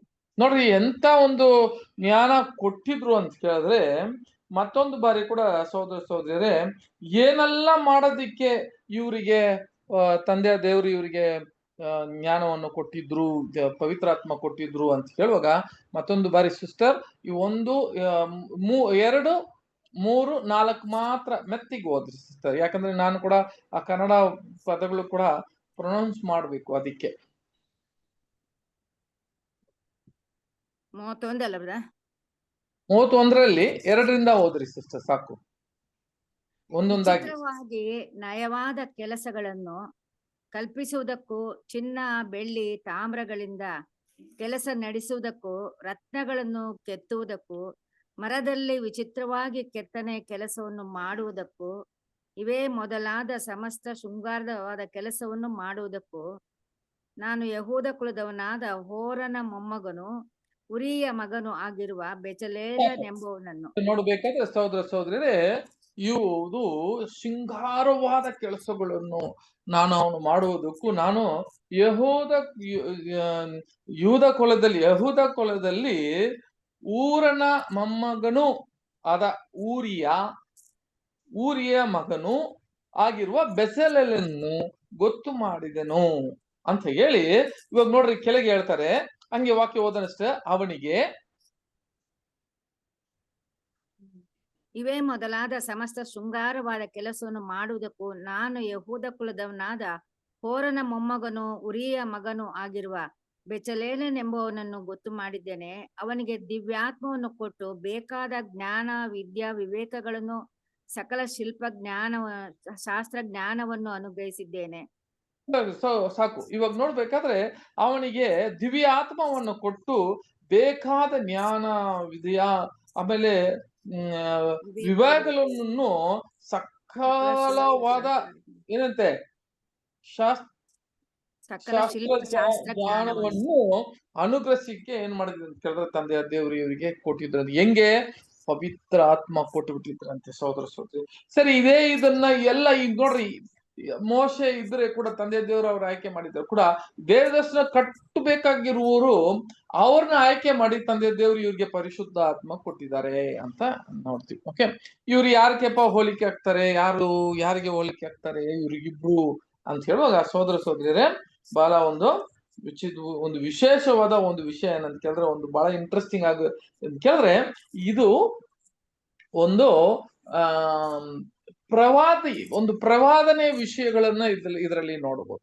ಈ ವಾಕ್ಯ ಈ ಒಂದು ಹೆಸರಲ್ಲಿ ಪ್ರವಾದನೆ ವಿಷಯಗಳು ಉಂಟು. ಇವಾಗ ಒಂದೊಂದಕ್ಕೆ ನೋಡುವಾಗ, ಸರಿ, ಇದೇ ಒಂದು ಈ ವಾಕ್ಯ ಯಾರಿಗಾದ್ರೆ ಹೇಳಿದುಂಟಾ? ಈ ವಾಕ್ಯ ಯಾರಿಗಾದ್ರೆ ಹೇಳಿ ಉಂಟಾ? ಇದೇ ತರ ಯಾರಿಗಾದ್ರೆ ಹೇಳಿದಾರ ಈ ವಾಕ್ಯ ಬೇರೆಯವರಿಗೆ? ಯಾರಾದ್ರೆ ಹೇಳ್ತೀರಾ? ಸೊಲೊಮೋನನಿಗೆ ಹೇಳಿದ್ದಾರೆ. ಜ್ಞಾನ ಕೊಟ್ಟು, ಪವಿತ್ರಾತ್ಮ ಕೊಟ್ಟು ಮಾಡುವ ಇವೆಲ್ಲ ಇಂಥ ಕೆಲಸಗಳೆಲ್ಲ ಮಾಡಿ ಯಾರಿಗಾದ್ರೂ ಕೊಟ್ಟಿದ್ದಾರ ಅಂತ ಹೇಳಿದ್ರೆ, ನೋಡ್ರಿ ಒಂದು ವಾಕ್ಯ ಓದೋಣ. ಏಷಯ 11ನೇ ಅಧ್ಯಾಯ 1-2 ವಾಕ್ಯ ಓದೋಣ. ಇಷಯನ ಬುಡದಿಂದ ಒಂದು ಚಿಗುರು ಒಡೆಯುವುದು, ಅದರ ಬೇರಿನಿಂದ ಹೊರಟ ತಳಿರು ಫಲಿಸುವುದು. ಆ ಅಂಕುರದ ಮೇಲೆ ಜ್ಞಾನ ವಿವೇಕದಾಯಕ ಆತ್ಮ, ಆಲೋಚನಾ ಪರಾಕ್ರಮಗಳನ್ನು ಹುಟ್ಟಿಸುವ ಆತ್ಮ, ತಿಳುವಳಿಕೆಯನ್ನು, ಯೆಹೋವನ ಭಯವನ್ನು ಉಂಟು ಮಾಡುವ ಆತ್ಮ, ಅಂತೂ ಯೆಹೋವನ ಆತ್ಮವೇ ನೆಲೆಗೊಂಡಿರುವುದು. ಯಾರು? ಕ್ರೈಸ್ತ ಬ್ರದರ್ ಯೇಸು ಕ್ರಿಸ್ತನಿಗೆ ಯೇಸು ಕ್ರಿಸ್ತನ. ಸಹೋದರ ಸಹೋದರರೇ, ನೋಡಿದ್ರೆ ಈಶೆಯನ್ನ ನೋಡ್ಬೇಕಾದ್ರೆ ಬುಡದಿಂದ ಒಂದು ಏನಂತೆ ಚಿಗುರು ಬಿಡುವು ಅಂತ ಹೇಳ್ತಾರೆ. ಚಿಗುರು ಇವ್ರು ಯಾರಪ್ಪ ಅಂತ ಕೇಳಿದ್ರೆ, ಸಹೋದರ ಎಂತ ಆತ್ಮ ಕೊಟ್ಟಿದ್ದೆ ಅಂತ ಕೇಳಿದ್ರೆ, ನೋಡಿ, ಅಂಕುರದ ಮೇಲೆ ಜ್ಞಾನ ವಿವೇಕದಾಯಕ ಜ್ಞಾನ ವಿವೇಕವನ್ನ ಆತ್ಮವನ್ನ ಕೊಟ್ಟು, ಆಮೇಲೆ ಆಲೋಚನಾ ಪರಾಕ್ರಮವನ್ನು ಹುಟ್ಟಿಸುವ ಆತ್ಮವನ್ನು ಕೊಟ್ಟು, ಆಮೇಲೆ ತಿಳುವಳಿಕೆಯನ್ನು, ಯೆಹೋವನ ಭಯವನ್ನು, ನೋಡಿ, ಯೆಹೋವನ ಭಯವನ್ನು ಉಂಟು ಮಾಡುವ ಆತ್ಮವನ್ನು, ಆಮೇಲೆ ಅಂತೂ ಯೆಹೋವನ ಆತ್ಮವೇ ನೆಲೆಗೊಂಡಿರುವುದು ಅಂತ ಹೇಳ್ತಾರೆ. ಇವ್ರು ಯಾರಪ್ಪ ಅಂತ ಹೇಳಿದ್ರೆ, ಇದು ಕ್ರಿಸ್ತನು. ನೋಡಿದ್ರೆ ಹಂಗಾದ್ರೆ ಆ ಬೆಸಲಲ್ ಯಾರಿಗೆ ಹೋಲಿಕೆ ಆಗ್ತಾರೆ ಅಂತ ಹೇಳಿದ್ರೆ, ಸಹೋದರ ಸಹೋದರರೇ, ಬೆಸಲಲ್ ಅಂತ ಹೇಳುವಾಗ ಅದು ಕ್ರಿಸ್ತನಿಗೆ ಅದು ಹೋಲಿಕೆ ಆಗ್ತದೆ ಅಂತ ನೋಡ್ತೀವಿ. ನೋಡಿ, ಇವರು ಏನೇ ಬೆಸಲಲ್ಲಿ ಬಂದು ಆತ್ಮೀಯ ಒಂದು ಒಂದು ದೇವದರ್ಶನ ಗುಡ ಕಟ್ಟಿದ್ರೆ ಕೂಡ, ಆತ್ಮೀಯವಾಗಿ ಕಟ್ಟುವ ಒಂದು ದೇವದರ್ಶನ ಗುಡಾರ ಅದು ಯಾರು ಕಟ್ತಾರೆ ಅಂತ ಕೇಳಿದ್ರೆ, ಅದು ಕ್ರಿಸ್ತನೇ ಕಟ್ಟೋದು ಅಂತ ನೋಡ್ತೀವಿ. ನೋಡ್ರಿ, ಆಕ್ಚುಲಿ ಯೇಸು ಕ್ರಿಸ್ತನು ಇವನು ಏನಾಗಿರ್ಬೇಕು ಅಂತ ಕೇಳಿದ್ರೆ, ಬೆಸಲಲ್ಲೂ ಕಾರ್ಪೆಂಟ್ರು ಅಲ್ವರ, ಅಲ್ಲಿ ಕಾರ್ಪೆಂಟರ್ ಆಗಿ ಕೆಲಸ ಮಾಡ್ತಿದ್ರು. ಅಲ್ಲಿ ಕಾರ್ಪೆಂಟರ್ ಆಗಿ ಕೆಲಸ ಮಾಡೋರನ್ನ ಎಲ್ಲಾ ಕೆಲಸಗಳನ್ನು ಮಾಡ್ಸಕ್ಕೆ ದೇವರ ಆಯ್ಕೆ ಮಾಡ್ತಾರೆ. ಅದೇ ತರ ನಮ್ಮ ಕ್ರಿಸ್ತನು ಕೂಡ ಕಾರ್ಪೆಂಟ್ರ? ಯೇಸು ಸ್ವಾಮಿ ಕಾರ್ಪೆಂಟ್ರ ಅಲ್ಲ, ಬಡಗಿಯ ಮಗ ಅಂತ ಕೂಡ ಯಾರು ಸಹೋದರ ಸಹೋದರರೇ ಎಂತ ಒಂದು ವಿಷಯ ಅಂತ ಕೇಳಿದ್ರೆ ಅವರು ಕೂಡ ಯಾರಾಗಿದ್ರು ಅಂತ ಕೇಳಿದ್ರೆ ಒಂದು ಕಾರ್ಪೆಂಟರ್ ಆಗಿದ್ರು ಅಂತ ನೋಡ್ತೀವಿ. ಹಾಗಾದ್ರೆ ಯಾರಪ್ಪ ಇವರು ಅಂತ ಹೇಳಿದ್ರೆ ಯಹೂದ ಕುಲದಲ್ಲಿ ಬಂದಿರುವ ಈ ಚಿಗುರು ಯಾರು ಅಂತ ಕೇಳಿದ್ರೆ ಇನ್ನೊಂದು ವಾಕ್ಯ ಕೂಡ ಓದೋಣ. ಪ್ರಕಟಣೆ 5ನೇ ಅಧ್ಯಾಯ 5ನೇ ವಾಕ್ಯ. ಪ್ರಕಟಣೆ 5:5. ಅಳಬೇಡ, ಅಗೋ ಯೂದಾ ಕುಲದಲ್ಲಿ ಜನಿಸಿದ ಸಿಂಹವು, ದಾವೀದನ ಅಂಕುರದವನು ಆಗಿರುವ ಆತನು ಜಯ ಹೊಂದಿದನು. ನೋಡಿದ್ರ ಯಾಕಂದ್ರೆ ಯೂದಾ ಕುಲದಲ್ಲಿ ಜನಿಸಿದ ಅಂತ ಹೇಳುವಾಗ ಆ ಸಿಂಹವು ಯಾರಂತ ಹೇಳಿದ್ರೆ ಅದ ಕ್ರಿಸ್ತನೇ ಅಂತ ಹೇಳ್ತದೆ. ಇನ್ನೊಂದು ವಾಕ್ಯ ಕೂಡ ಓದೋಣ. ಅದರ ಎಬ್ರಿಯದಲ್ಲಿ 7ನೇ ಅಧ್ಯಾಯ 14ನೇ ವಾಕ್ಯ. ಎಬ್ರಿಯರಿಗೆ 7:14. ನಮ್ಮ ಕರ್ತನು ಯಹೂದ ಕುಲದಲ್ಲಿ ಜನಿಸಿದವನೆಂಬುದು ಪ್ರಸಿದ್ಧವಾಗಿದೆ ಅಷ್ಟೇ. ಸಾಕು. ಹಂಗಾದ್ರೆ ನಾವು ಕರ್ತನು ಆ ಯಹೂದ ಕುಲದಲ್ಲಿ ಜನಿಸಿದೆ ಎಂಬುದು ಏನಾಯ್ತು, ಪ್ರಸಿದ್ಧ ಆಯ್ತು ಅಂತ ನೋಡ್ಬೇಕು. ಸಹೋದರ ಹಂಗಿರುವಾಗ ಇಲ್ಲಿ ಸಹೋದರಿಯರೇ, ಕ್ರಿಸ್ತನು ಹೆಂಗೆ ಬೆಸಲಿಲ್ಲು ಆ ಯಹೂದ ಕುಲದಲ್ಲಿ ಬಂದಿದ್ದನೋ ಅದೇ ತರ ಕ್ರಿಸ್ತನು ಕೂಡ ಏನಾಗಿದ್ರೆ ಅಂತ ಕೇಳಿದ್ರೆ ಅದನ್ನ ಹೆಂಗೆ ಹೋಲಿಕೆ ಆಗ್ತದೆ ಅಂತ ಹೇಳಿದ್ರೆ ಕ್ಲೀನ್ ಆಗಿ ನೋಡ್ಬೋದು. ಅದು ಬೆಸಲಿಲ್ ಅನ್ನೋದು ಕ್ರಿಸ್ತನಕ್ಕೆ ಹೋಲಿಕೆ ಆಗ್ತದೆ. ಹೌದಾ? ಹಂಗಾದ್ರೆ ಇದು ವಿಶೇಷ ಏನಪ್ಪಾ ಅಂತ ಹೇಳಿದ್ರೆ ಸಹೋದರಿ ಬಹಳ ಇಂಪಾರ್ಟೆಂಟು ಇದು. ನೋಡ್ರಿ, ಇಲ್ಲಿ ನೋಡ್ಬೇಕಾದ್ರೆ ಈ ಬೆಸಲಿಲ್ ಅಂತ ಹೇಳುವಾಗ ಏನ್ ಅರ್ಥ, ಅದರ ಬೆಸಲಿಲ್ ಅಂದ್ರೆ ಅರ್ಥ ಏನು? ಬೆಸಲಿಲ್ ಅನ್ನುವಾಗ ಅದರ ಅರ್ಥ ಏನು ಅಂತ ಕೇಳಿದ್ರೆ in the shadow of god ಅಂತ ಅರ್ಥ. ಅಂತ ಹೇಳಿದ್ರೆ ದೇವರ ನೆರಳು ಅಂತ ಅರ್ಥ. ಯಾರ್ರಿ ಬೆಸಲಿಲ್ ಅನ್ನೋದಕ್ಕೆ ಅದರ ಅರ್ಥ ಏನಂತ ಕೇಳಿದ್ರೆ ದೇವರ ನೆರಳು ಅಂತ ಅರ್ಥ. ಸಹೋದರಿ ಹಂಗಾದ್ರೆ ನೋಡ್ರಿ, ಹಿಂಗೆ ಕ್ರಿಸ್ತನು ಹಿಂಗೆ ದೇವರು ನೆರಳಾಗಿದ್ರ ಅಂತ ಹೇಳುವಾಗ ಹೌದು ಸಹೋದರರೇ, ನೆರಳು ಅನ್ನುವಾಗ ಅಲ್ವರ ಸಹೋದರ ಹೆಂಗಿತ್ತು ಅಂತ ಕೇಳಿದ್ರೆ ದೇವರ ಒಂದು ಉಂಟು ಮಾಡಿದ ಒಂದು ಸೃಷ್ಟಿ ಮಾಡಿದ ಒಂದು ಅದ್ಭುತವಾಗಿ ಸೃಷ್ಟಿ ಆದ ಕೇಳಿದ್ರೆ ಕ್ರಿಸ್ತನು ದ ಬಿಗಾಟನ್ ಅಂತ ಕೇಳ್ತಾರೆ, ಜನಿಪಿಸಿದನು ಅಂತ ಕೇಳ್ತಾರೆ. ಅಂತ ಹೇಳುವಾಗ ಅರ್ಥ ಏನಂತ ಗೊತ್ತಾ ಸಹೋದರರೇ, ನಮ್ಮನ್ನೆಲ್ಲ ಸೃಷ್ಟಿ ಮಾಡಿದಾರಲ್ಲ ಅಥವಾ ದೂತರನ್ನ ಸೃಷ್ಟಿ ಮಾಡಿದಾರಲ್ಲ ಅಂತ ಸೃಷ್ಟಿ ಅಲ್ಲರಿ ಕ್ರಿಸ್ತನು. ಕ್ರಿಸ್ತನು ದೇವರ ನೆರಳು ಅಂತ ಹೇಳ್ತಾರೆ. ಅದರ ಒಂದು ವಾಕ್ಯ ಕೂಡ ಯಾವ ತರ ಇದೆ ಅಂತ ಕೇಳಿದ್ರೆ ಸಹೋದರ ಓದೋಣ. ಕೊಲೋಸ್ಯರಿಗೆ 1ನೇ ಅಧ್ಯಾಯ 15ನೇ ವಾಕ್ಯ. ಕೊಲೋಸ್ಯರಿಗೆ 1:15. ಆತನು ಅದೃಶ್ಯನಾದ ಪ್ರತಿರೂಪನು, ಸೃಷ್ಟಿಗೆಲ್ಲ ಜ್ಯೇಷ್ಠ ಪುತ್ರನ ಸ್ಥಾನ ಹೊಂದಿದವನು ಆಗಿದ್ದಾನೆ. ಆತನು ಹೆಂಗಿದ್ದಾನಂತೆ? ಅದೃಶ್ಯನಾದ ದೇವರ ಪ್ರತಿರೂಪ ಅಂತ ಹೇಳ್ತಾರೆ ಸಹೋದರಿ. ಪ್ರತಿರೂಪ, ಶ್ಯಾಡೋ. ಕ್ರಿಸ್ತ ತಂದೆಯ ದೇವರ ಒಂದು ಶ್ಯಾಡೋ, ಪ್ರತಿರೂಪ ಅಂತ ಹೇಳಿದ್ರೆ ಪ್ರತಿರೂಪ ಅಂತ ಹೇಳುವಾಗ ಹೆಂಗ್ ಗೊತ್ತಾ ಸಹೋದರಿ, ನಮ್ಮ ನೆರಳು ಇದೆಯಲ್ಲ, ನಮ್ಮ ನೆರಳು ಇರುವಾಗ ನಮ್ಮ ಕೈ ಹಿಂಗ ಆಡಿಸಿದ್ರೆ ನೆರಳು ಕೂಡ ಆಡಿಸ್ತದೆ. ಅದೇ ತರ ಕ್ರಿಸ್ತನು ಹೆಂಗಿದ್ರು ಅಂತ ಕೇಳಿದ್ರೆ ತಂದೆಯ ದೇವರ ಒಂದು ನೆರಳಾಗಿ ಬೆಸಲಿಲ್ ಅನ್ನುವಾಗ ಅದು ಇದು ಶ್ಯಾಡೋ ಆಫ್ ಗಾಡ್, ದೇವರ ಒಂದು ನೆರಳು ಅಂತ ಹೇಳುವ ಒಂದು ಮಾತು. ಇಲ್ಲಿ ನಾನು ಹೇಳಿದ್ದೀನಲ್ಲ, ದೇವರ ಒಂದು ನೆರಳು, ದೇವರ ನೆರಳು ಅಂತ ಹೇಳಿ. ಸೊ ಇಲ್ಲಿ ಸಹೋದರಿಯರೇ, ಇದು ಆಪ್ಟ್ ಆಗಿ ಅಂತ ಹೇಳಿದ್ರೆ ಎಷ್ಟು ವಿಶೇಷವಾಗಿ ಕ್ರಿಸ್ತನಿಗೆ ಇದು ಪಕ್ಕ ಹೋಲಿಕೆ ಆಗೋದು ಯಾವ್ದಂತ ಕೇಳಿದ್ರೆ ಇದು ಕ್ರಿಸ್ತನಿಗೆ. ಯಾಕಂದ್ರೆ it is a shadow of god. ಇನ್ನೊಂದು ವಾಕ್ಯ ಕೂಡ ಓದೋಣ ನೋಡಿ. ಎಬ್ರಿಯರಿಗೆ 1ನೇ ಅಧ್ಯಾಯ 3ನೇ ವಾಕ್ಯ. ಎಬ್ರಿಯರಿಗೆ 1ನೇ ಅಧ್ಯಾಯ 3ನೇ ವಾಕ್ಯ. ಈತನು ದೇವರ ಪ್ರಭಾವದ ಪ್ರಕಾಶವು, ಆತನ ತತ್ವದ ಮೂರ್ತಿಯು, ತನ್ನ ಶಕ್ತಿಯ ವಾಕ್ಯದಿಂದ ಸಮಸ್ತಕ್ಕೆ ಆಧಾರವೂ ಆಗಿದ್ದು, ಪಾಪ ವಿಶುದ್ಧಿ ಮಾಡಿದ ಮೇಲೆ ಉನ್ನತ ಲೋಕದೊಳಗೆ ಮಹತ್ವವುಳ್ಳ ದೇವರ ಬಲಗಡೆಯಲ್ಲಿ ಆಸನಾರೂಢನಾದನು. ಈತ ದೇವರ ಪ್ರಭಾವವು, ಪ್ರಕಾಶವು, ಆತನ ತತ್ವದ ಮೂರ್ತಿಯು ಅಂತ ಹೇಳ್ಬಿಟ್ರು ಸಹೋದರ. ತತ್ವದ ಮೂರ್ತಿ ಅಂತ ಹೇಳಿದ್ರೆ ಈಸ್ ಎಕ್ಸಾಕ್ಟ್ಲಿ ಟ್ರಾನ್ಸ್ಫಿಗರ್, ಎಕ್ಸಾಕ್ಟ್ಲಿ ಅಂತ ಹೇಳ್ತಾರೆ. ಯಾಕೆ ಕ್ರಿಸ್ತನು ನೋಡ್ಬೇಕಾದ್ರೆ ತಂದೆ ದೇವರು ಹೆಂಗಿದ್ರು ಅದೇ ಶ್ಯಾಡೋ, ನೆರಳು, ದೇವರ ನೆರಳು ಅಂತ ಹೇಳುವಾಗ ಆ ತತ್ರೂಪ ಅಂತ ಹೇಳ್ತಾರೆ ಸಹೋದರ. ಅಂತ ಒಂದು ವಿಷಯ ಕ್ರಿಸ್ತನೇ ಆಗಿದ್ರು ಬೆಸಲೆಲ್ಲಾಗಿ. ನೋಡ್ರಿ, ಹಂಗಾದ್ರೆ ತಂದೆ ದೇವರು ಈ ದೇವದರ್ಶನ ಗುಡಾರವನ್ನ ಆಯ್ಕೆ ಮಾಡಿ ಅದನ್ನ ಕಟ್ಟಬೇಕು ಅಂತ ಕೇಳಿದ್ರೆ ಬೆಜಲೇಲ್ ಅಂತ ಕರೆದ್ರೆ ಅದು ಬೆಜಲೇಲ್ ಯಾರದಪ್ಪ ಬೆಜಲೇಲ್ ಅಂತ ಕೇಳಿದ್ರೆ ಅದು ಒಂದು ಪ್ರವಾದನೀಯವಾಗಿ ಕರೆದಿರುವ ಒಂದು ಹೆಸರು. ಅದು ಯಾರಿಗೆ ಹೋಲಿಕೆ ಆಗ್ತದೆ? ಕ್ರಿಸ್ತನ. ಅದಕ್ಕೆ ಫಿಲಿಪ್ ಕೂಡ ಏನ್ ಕೇಳ್ತಾರೆ ಅಂತ ಕೇಳಿದ್ರೆ, ಫಿಲಿಪ್ ಏನ್ ಕೇಳ್ತಾರೆ? ನಾವು ಕೇಳ್ತಾರೆ, ತಂದೆಯನ್ನ ನನಗೆ ಏನ್ ಮಾಡ್ರಿ ತೋರ್ಸಿ ಅಂತ ಹೇಳ್ತಾರೆ ಅಲ್ವಾ? ಅವಾಗ ಯೇಸು ಕ್ರಿಸ್ತನ್ ಹೇಳ್ತಾನೆ, ಏನ್ ಹೇಳ್ತಾರೆ ಅಂತ ಕೇಳಿದ್ರೆ ಅದನ್ನ ಕೂಡ ಓದೋಣ ಸಿಸ್ಟರ್. ಯೋಹನ 14ನೇ ಅಧ್ಯಾಯ 7ನೇ ವಾಕ್ಯ. ನೀವು ನನ್ನನ್ನು ಅರಿತಿದ್ದರೆ ನನ್ನ ತಂದೆಯನ್ನು ಅರಿತಿರುತ್ತಿದ್ದೀರಿ. ಈಗಿನಿಂದ ಆತನನ್ನು ಅರಿತುಕೊಂಡಿದ್ದೀರಿ, ಆತನನ್ನು ನೋಡಿದ್ದೀರಲ್ಲ ಎಂದು ಹೇಳಿದನು. ಆತನನ್ನು ನೋಡ್ತಾನೆ ಇದ್ದೀರಲ್ಲ. ನೀನು ನನ್ನನ್ನ ಏನ್ ಮಾಡಿದ್ಯ ಅಂತ ಕೇಳಿದ್ರೆ, ನಾನು ಮುಂದೆನೆ ನಿಂತಿದ್ದೀನಲ್ಲ. ನೀನು ತಂದೆಯನ್ನ ತೋರ್ಸುವಂತ ಹೆಂಗೆ ಹೇಳಕ್ಕಾಗ್ತದೆ? ನಾನ್ ಮುಂದೆ ನಿಂತಿದ್ದೀನಿ ಅಂತ ಅರ್ಥ ಏನರ್ಥ ಗೊತ್ತಾ ಸಹೋದರರೇ? ಕಣ್ಣು ನನ್ನದು, ಆದ್ರೆ ನನ್ನ ಮಾತು ನನ್ನ ಬಾಯಿ ನನ್ನದು. ಆದ್ರೆ ನಾನು ಮುಂದೆ ನೋಡ್ತಾ ಇರೋದು ನಾನಲ್ಲ, ತಂದೆ ದೇವ್ರು ನಿನ್ನ ನೋಡ್ತಾ ಇರೋದು. ದೇವ್ರು ನಿನ್ನ ನೋಡ್ತಾ ಇರೋ ಮಾತು ನನ್ನ ಬಾಯಿ ಮಾತ್ರ ನನ್ನದು, ಆದ್ರೆ ಮಾತಾಡ್ತಾ ಇರೋದಲ್ಲ ತಂದೆ ದೇವ್ರು. ನಾನ್ ನೆರಳು ಮಾತ್ರವೇ, ಮಿಕ್ಕಿದಲ್ಲ. ನೋಡ್ರಿ ಅದು ಕೂಡ ಅದ್ರ 8ನೇ ವಾಕ್ಯ ಓದನ ಸಿಸ್ಟರ್. ಹಂಗೆ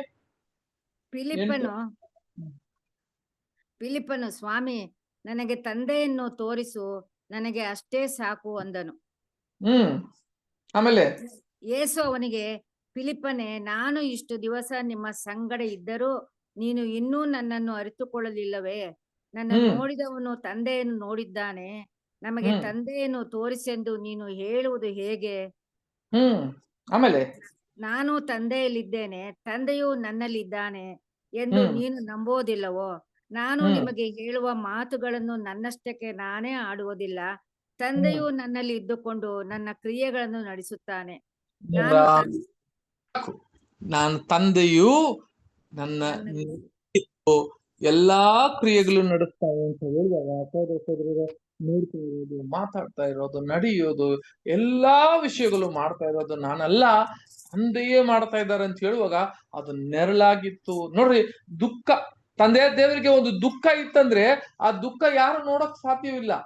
ಆದ್ರೆ ಆ ದುಃಖ ಯಾರಿಂದ ನೋಡ್ಬೋದು ಅಂತ ಕೇಳಿದ್ರೆ ಕ್ರಿಸ್ತನಿಂದ ನೋಡ್ಬೋದು. ಅವರಲ್ಲಿ ಕಣ್ಣೀರು ಅಂತ ಹೇಳಿದ್ರೆ ಕ್ರಿಸ್ತನಲ್ಲಿ ಬರುತ್ತೆ. ಅವರಲ್ಲಿ ನಗು ಅಂದ್ರೆ ಕ್ರಿಸ್ತನ ನಗು. ಸಹೋದರ ಸಹೋದರಿಯರೇ, ಇಂಥ ದುಃಖ ದೇವರಲ್ಲಿ ಬರುವಾಗ, ದೇವರಲ್ಲಿ ದುಃಖ ಬರುವಾಗ ಅದು ಕಾಣಕ್ಕಿಲ್ಲ. ಆದ್ರೆ ತಂದೆಯ ದೇವರು ಯೇಸು ಕ್ರಿಸ್ತನ ದುಃಖ ಅದು ಮಾಂಸದಿಂದ ಹೊರಪಡಿಸ್ತಾರೆ ಅಂತ ನೋಡ್ತೀವಿ.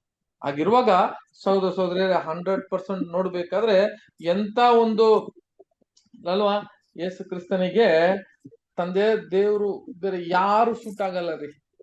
ನಾನು ಯಾರು ಹೇಳಕ್ಕಿಲ್ಲ, ನಾನು ತಂದೆಯ ದೇವ್ರಂಗೆ ಅವ್ರು ಪರಿಶುದ್ಧರಾಗಿ ಇರಂಗೆ ನಾನು ಇರ್ತೀನಂತ ಒಬ್ಬರು ಕೂಡ ಅವ್ರ ಸೃಷ್ಟಿಯಲ್ಲಿ ತಂದೆಯ ದೇವರಂಗೆ ಒಬ್ಬರು ಕೂಡ ಇಲ್ಲ. ಸಹೋದರ ಸಹೋದರರೇ, ಅದು ಒಬ್ರೇ ಒಬ್ರು ಕ್ರಿಸ್ತನ ಮಾತ್ರವೇ ಅಂತ ನಾವು ನೋಡ್ಬೋದು. Is the shadow of God. ಅವರೊಬ್ಬರೇ ದೇವರ ಒಂದು ನೆರಳು, ತಂದೆಯ ದೇವರ ನೆರಳಾಗಿ ಇರೋ. ಯಾರಾದ್ರೆ ನಮ್ಮಂತ ಇರುವವರು, ನಮ್ಮ ಮಾಂಸದಲ್ಲಿ ಇರೋರು ಯಾರಿಗಾದ್ರೆ ನಮಗೂ ಯೇಸು ಕ್ರಿಸ್ತನಿಗೂ ಅಥವಾ ತಂದೆಯ ದೇವರಿಗೆ ಅದು ನಾವು ಹೋಲಿಕೆ ಮಾಡಕ್ಕಾಗತ್ತ ಅಂತ ಕೇಳಿದ್ರೆ ಮಾಡಕ್ಕಾಗಲ್ಲ ಸಿಸ್ಟರ್. ಯಾಕಂತ ಕೇಳಿದ್ರೆ ಒಂದು ವಾಕ್ಯ ನೋಡ್ರಿ, ಆ ವಾಕ್ಯನ ಯೆಶಾಯದಲ್ಲಿ 55ನೇ ವಾಕ್ಯ 55ನೇ ಅಧ್ಯಾಯ 8ನೇ ವಾಕ್ಯ ಓದನ. ಯೆಹೋವನು ಹೀಗೆನ್ನುತ್ತಾನೆ, ನನ್ನ ಆಲೋಚನೆಗಳು ನಿಮ್ಮ ಆಲೋಚನೆಗಳಲ್ಲ, ನಿಮ್ಮ ಮಾರ್ಗಗಳು ನನ್ನ ಮಾರ್ಗಗಳಲ್ಲ. ಭೂಮಿಯ ಮೇಲೆ ಹಂಗಾದ್ರೆ ಸಾಕು ನನ್ನ ಆಲೋಚನೆ ನಿನ್ನ ಆಲೋಚನೆ ಎಲ್ಲ ಅಂತ ನಮಗೆ ಹೇಳ್ಬಿಟ್ರು. ನನ್ನ ಮಾರ್ಗವು ನಿಮ್ಮ ಮಾರ್ಗ ಅಲ್ಲ. ಹೆಂಗಿದೆ ಅಂತ ಕೇಳಿದ್ರೆ, ಎಷ್ಟು ದೂರ ಇದೆ ಅಂತ ಕೇಳಿದ್ರೆ ಅಲ್ವಾ, ಎಷ್ಟಿದೆ? ಆಕಾಶ ಎಷ್ಟು ದೂರ ಇದೆಯೋ ನೀವು ಅದನ್ನ ಮುಟ್ಟಕ್ಕೆ ಆಗಲ್ಲ ಅಲ್ವರ ಸಹೋದರ ಸಹೋದರಿ. ಆತರ ಇರುವಾಗ ನಾವು ಬೇರೆ ಯಾರಿಗೂ ಕೂಡ ನಾವು ಆ ಒಂದು ಬೆಸಲಿನ ನೆರಳು, ದೇವರ ಒಂದು ನೆರಳು ಅಂತ ಹೇಳಿ ಯಾರು ಕೂಡ ಹೋಲಿಕೆ ಮಾಡಕ್ಕಾಗೋದಿಲ್ಲ. ಅದು ಕ್ರಿಸ್ತನಿಗೆ ಮಾತ್ರವೇ ಅದು ಹೋಲಿಕೆ ಮಾಡೋದಕ್ಕೆ ಸಾಧ್ಯ ಅಂತ ನೋಡ್ತೀವಿ ಸಹೋದರ ಸಹೋದರಿ. ಹಾಗಿರುವಾಗ ಅಲ್ವರ ಬೆಸಲಿಲ್ ಅಂತ ಹೇಳುವಾಗ, ಇವಾಗ ನೋಡ್ರಿ ನಾವು ನೋಡಿದೀವಲ್ಲ, ಬೆಸಲಿಲ್ ಅಂತ ಹೆಸರು ಹೇಳಿದ ತಕ್ಷಣವೇ ಅದು ಯಾರಪ್ಪ ಅಂತ ಹೇಳಿದ್ರೆ ನಮ್ಗೆಲ್ಲ ಗೊತ್ತಾಯ್ತು. ಬೆಸಲಿಲ್ ಅನ್ನುವಾಗ ಜ್ಞಾಪಕ ಇಟ್ಕೊಂಡ್ಬಿಡ್ರಿ, ಚೆನ್ನಾಗಿ ಜ್ಞಾಪಕ ಇಟ್ಕೊಂಡ್ಬಿಡ್ರಿ. ಬೆಸಲಿಲ್ ಎನ್ನುವಾಗ ಅದು ದೇವರ ನೆರಳು, ದ ಶ್ಯಾಡೋ ಆಫ್ ಗಾಡ್ ಅಂತ ಜ್ಞಾಪಕ ಇಟ್ಕೊಳ್ಳಿ. ಸರಿ, ಇದು ಹಿಂಗೆ ಬರೀ ಆದ್ರೆ ಇದು ಯಾವ್ದಲ್ಲ ಏನೆಲ್ಲ ಕೊಟ್ಟಿದ್ದಾರೆ ಅಂತ ಹೇಳಿದ ಸಹೋದರ ಸಹೋದರಿಯರೇ, ಅವರ ತಂದೆಯನ್ನು ಹೆಸರನ್ನು ಕೊಟ್ಟಿದ್ದಾರೆ. ಅದೇ ತರ ಅವರ ಅಜ್ಜನ ಒಂದು ಅಜ್ಜ ಕೂಡ ಇದ್ದಾರೆ, ಅವರ ಹೆಸರು ಕೂಡ ಇಲ್ಲಿ ಕೊಟ್ಟಿದ್ದಾರೆ ಅಂತ ನೋಡ್ತೀವಿ ಅಲ್ವರ. ಯಾರು ಯೆಹೂದ ಕುಲದಲ್ಲಿ ಇದ್ದ ಊರನ ಮೊಮ್ಮಗನು, ಯಾರಪ್ಪ ಈ ಊರನ ಮೊಮ್ಮಗನು ಊರಿಯನ ಮಗನು ಅಂತ ನಾವು ಓದ್ತೀವಿ ಅಲ್ವರ. ಇಲ್ಲಿ ನೋಡ್ರಿ ವಾಕ್ಯ, ಮತ್ತೆ ಓದೋಣ ಅದನ್ನ, ಮತ್ತೆ ಓದೋಣ ಸಿಸ್ಟರ್ ಅದು ವಾಕ್ಯ. ಯೆಹೋವನು ಹೀಗನ್ನುತ್ತಾನೆ, ಅದೇನಾ ಬ್ರದರ್? ಅದೇ ಅದೇ ಅದೇ ಯೆಹೋವನು ಹೀಗನ್ನುತ್ತಾನೆ, ನನ್ನ ಆಲೋಚನೆಗಳು ನಿಮ್ಮ ಆಲೋಚನೆಗಳಲ್ಲ. ಅದಲ್ಲ ನಿಮ್ಮ ಸಿಸ್ಟರ್, ಅದಲ್ಲ. ನೀವು ಇಲ್ಲಿ ವಿಮೋಚನೆ ಖಂಡದಲ್ಲಿ 31ನೇ ಅಧ್ಯಾಯ, ವಿಮೋಚನೆ ಖಂಡ 31ನೇ ಅಧ್ಯಾಯ 4 ಮತ್ತು 5 ಮಾತ್ರ.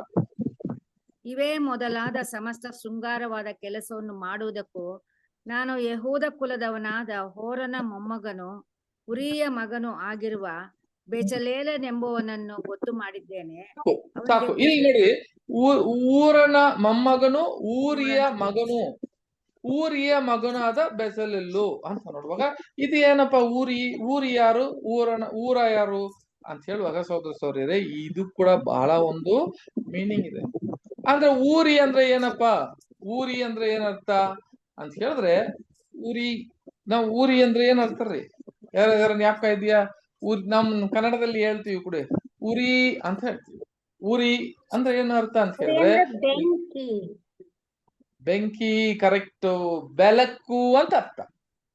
ಅದಕ್ಕೆ ಇಂಗ್ಲಿಷ್ ಅಲ್ಲಿ ಏನ್ ಕೊಡ್ತಾರೆ, ಊರಿಗೆ ಲೈಟ್ ಅಂತ ಹೇಳ್ತಾರೆ. ಲೈಟ್ ಅನ್ನುವಾಗ ಬೆಳಕು.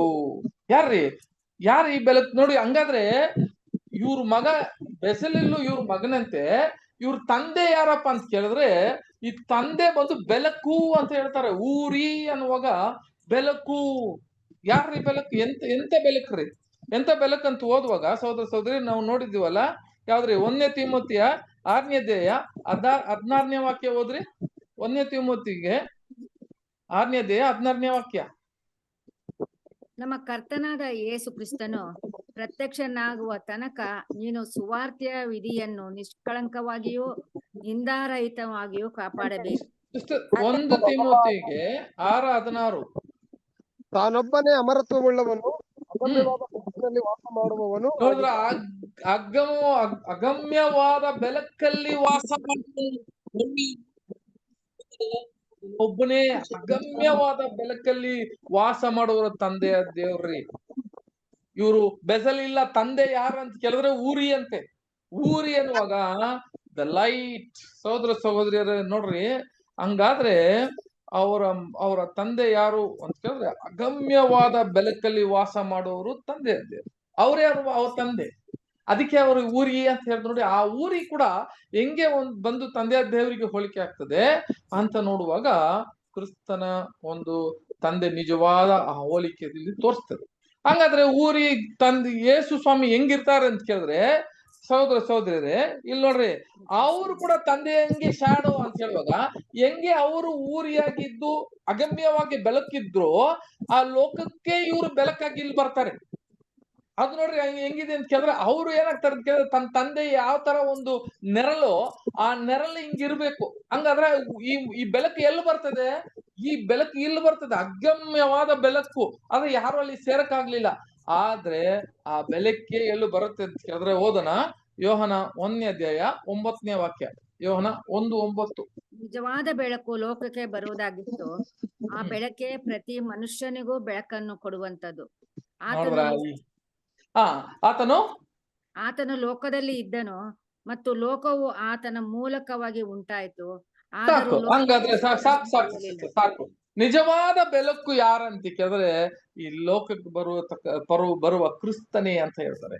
ನಿಜವಾದ ಬೆಳಕು ಅನ್ನುವಾಗ ಸೋದರ ಸೋದರಿಯರೇ, ಏನು ಬೆಳಕು ಅನ್ನುವಾಗ ಲೈಫ್, ಜೀವ. ಈ ಲೋಕಕ್ಕೆ ಎಲ್ಲ ಪಾಪ ಮರಣದಿಂದ ಎಲ್ಲರೂ ದಿಕ್ಕು ತಪ್ಪಿ ನಾವು ಓಡ್ತಾ ಇರುವಾಗ ಒಂದು ಬೆಳಕು ಅಂತ. ಬೆಳಕು ಅಂತ ಅರ್ಥ ಏನು ಅರ್ಥ ಗೊತ್ತಾ ಸೋದರ ಸೋದರಿಯರೇ? ನಾವೆಲ್ಲ ಕತ್ತಲಲ್ಲಿ ಇದ್ದೀವಿ ಅಲ್ವರ. ಇದು ಬೆಳಕು ಅನ್ನುವಾಗ ನೀವು ಯಾವ್ದೋ ನಾವು ಲೈಟ್ ಅಂಟಿಸ್ತೀವಲ್ಲ, ಆ ಲೈಟ್ ಬಗ್ಗೆ ಮಾತಾಡ್ತಾ ಇಲ್ಲ, ಅಥವಾ ಒಂದು ದೊಡ್ಡ ಪ್ರಕಾಶವಾಗಿರುವ ಒಂದು ಲೈಟ್, ಒಂದು ಬೆಳಕು ಬಗ್ಗೆ ಮಾತಾಡ್ತಿಲ್ಲ. ಯಾವ ಲೈಟ್ ಬಗ್ಗೆ ಮಾತಾಡ್ತಾರೆ ಅಂತ ಕೇಳಿದ್ರೆ, ಸಮುದ್ರದಲ್ಲಿ ಈ ಅಡವಿ ಎಲ್ಲ ಹೋಗ್ತದಲ್ಲ, ನಾವೆಗಳೆಲ್ಲ ಹೋಗ್ತಾ ಇರ್ತದೆ. ಆ ಟೈಮಲ್ಲಿ ಇವರಿಗೆ ಫುಲ್ ಇರ್ತದೆ. ಇವ್ರಿಗೆ ಯಾವ ದಿಕ್ಕಲ್ಲಿ ಹೋಗ್ಬೇಕು, ಯಾವ ದಾರಿಯಲ್ಲಿ ಹೋಗ್ಬೇಕು ಅಂತ ಗೊತ್ತಾಗೋದಿಲ್ಲ. ಆದ್ರೆ ಎಷ್ಟೋ ಕಿಲೋಮೀಟರ್ ಅಲ್ಲಿ ಒಂದು ಲೈಟ್ ಉರಿತಾ ಇರ್ತದ್ರಿ. ಒಂದು ಲೈಟ್ ಎಲ್ಲೋ ಒಂದು ಜಾಗದಲ್ಲಿ ಒಂದು ಬೆಳಕಿರ್ತದೆ. ಆ ಬೆಳಕನ್ನ ನೋಡಿ ಏನ್ ಮಾಡ್ತಾರೆ, ಆ ನಾವೇನ ಹಂಗೇ ತಿರ್ಸ್ಕೊಂಡು ಆ ಅಡವಿನ ಅದ್ರಲ್ಲಿ ತಕೊಂಡು ಹೋಗ್ತಾರೆ ಸಹೋದರ ಸಹೋದರಿ. ಹಂಗೆ ಆ ಒಂದು ದಾರಿಯನ್ನ, ಆ ಬೆಳಕನ್ನ ನೋಡಿ ಆ ಎಲ್ಲೋ ಕೆರೆಗೆ ಅವ್ರು ಹೋಗೋದು ನೋಡ್ತೀವಿ. ಅದೇ ತರನೇ ಕ್ರಿಸ್ತನು ಕೂಡ ನಮಗೆ ಏನಾಗಿದ್ದಾನೆ ಅಂತ ಹೇಳಿದ್ರೆ, ನಾವೆಲ್ಲ ಇದ್ದ ನಾವು, ನಮಗೆ ಒಂದು ರಕ್ಷಣೆ ಅಂತ ದಾರಿಯನ್ನ ಕೊಟ್ಟು ಜೀವವನ್ನು ಕೊಡುವ ಒಂದು ಬೆಳಕು, ಅಲ್ಲಿ ಕಾಣುವ ಬೆಳಕನ್ನ ಹಿಡಿಯೋದಕ್ಕೆ ಆ ಬೆಳಕಾಗಿ ಇರೋದು ಅಂತ ಹೇಳ್ತಾರೆ. ಈಸ್ ಅ ಲೈಫ್ ಗಿವರ್ ಅಂತ ಹೇಳ್ತಾರೆ. ಅಂದ್ರೆ ಜೀವ ಕೊಡುವ ಒಂದು ಬೆಳಕು. ನೋಡ್ರಿ, ಕ್ರಿಸ್ತನ ಬೆಳಕು ಅಂತ ಹೇಳ್ತಾರೆ. ಇನ್ನೊಂದು ವಾಕ್ಯ ಕೂಡ ಏನ್ ಹೇಳುತ್ತೆ ಅಂತ ಹೇಳಿದ್ರೆ, ಅದರ ಯೋಹನ 8ನೇ ಅಧ್ಯಾಯ 12ನೇ ವಾಕ್ಯ ಓದೋಣ. ಯೋಹನ. ಯೇಸು ತಿರುಗಿ ಅವರ ಸಂಗಡ ಮಾತಾಡಲಾರಂಭಿಸಿ, ನಾನೇ ಲೋಕಕ್ಕೆ ಬೆಳಕು, ನನ್ನನ್ನು ಅನುಸರಿಸುವವನು ಕತ್ತಲೆಯಲ್ಲಿ ನಡೆದೆ ಜೀವ ಕೊಡುವ ಬೆಳಕನ್ನು ಹೊಂದಿದವನಾಗಿರುವನು ಎಂದು ಹೇಳಿದನು. ನೋಡಿದ್ರ, ಹಂಗಾದ್ರೆ ನನ್ನನ್ನು ಅನುಸರಿಸಿ ನಡುವನು ಕತ್ತಲಲ್ಲಿ ನಡೆಯೋದಿಲ್ಲ ಅಂತ ಹೇಳ್ತಾರೆ, ಬೆಳಕಲ್ಲಿ ನಡೀತಾನೆ. ಹಂಗಾರುವಾಗ ಅವ್ರು ಬೆಳಕಾಗಿ ಹೆಂಗಿದಾರೋ ಅದೇ ತರ ನಮ್ಮನ್ನ ಕೂಡ ಅವ್ರನ್ನ ಹಿಂಬಾಲಿಸುವರು, ಅವರ ಮೊದಲಿಗೀತಿ ಅವರ ಒಂದು ಸಭೆ ಏನಾಗಿರ್ಬೇಕಂತ ಕೇಳಿದ್ರೆ ಬೆಳಕಾಗಿರ್ಬೇಕು ಅಂತ ಕೂಡ ಅವ್ರು ನೋಡ್ತಾರೆ.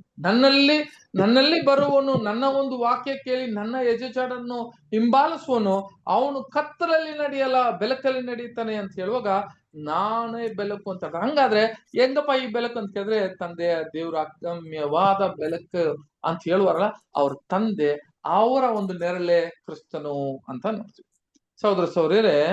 ಅದಕ್ಕೆ ಇವಾಗ ನೋಡುವಾಗ ಎಂತ ಒಂದು ಹೋಲಿಕೆ ನೋಡುವಾಗ ನೋಡಿದ್ವಿ, ಫಸ್ಟ್ ಬೆಸಲೆಲ್ ಅಂತ ನೋಡಿದ್ವಿ. ಆ ಬೆಸಲೆಲಿಗೆ ಅರ್ಥ ಏನಂತ ಕೇಳಿದ್ರೆ ಶಾಡೋ ಆಫ್ ಗಾಡ್, ತಂದೆಯ ದೇವರ ಒಂದು ನೆರಳು. ಅವರ ತಂದೆ ಯಾರಪ್ಪ, ಬೆಸಲೆಲ್ಲ ತಂದೆ ಯಾರು ಅಂತ ಕೇಳುವಾಗ ಅದ್ ನಾವು ನೋಡಿದ್ವಲ್ಲ, ಏನಂತ ಕೇಳಿದ್ರೆ ಅವ್ರ ತಂದೆ ಬಂದು ಊರಿ. ಏನಪ್ಪ ಊರಿ ಅಂತ ಕೇಳಿದ್ರೆ ಬೆಳಕು ಅಂತ ಹೇಳ್ತಾರೆ ಅಲ್ವಾ, ಊರಿ ಅನ್ನುವಾಗ ಬೆಳಕು.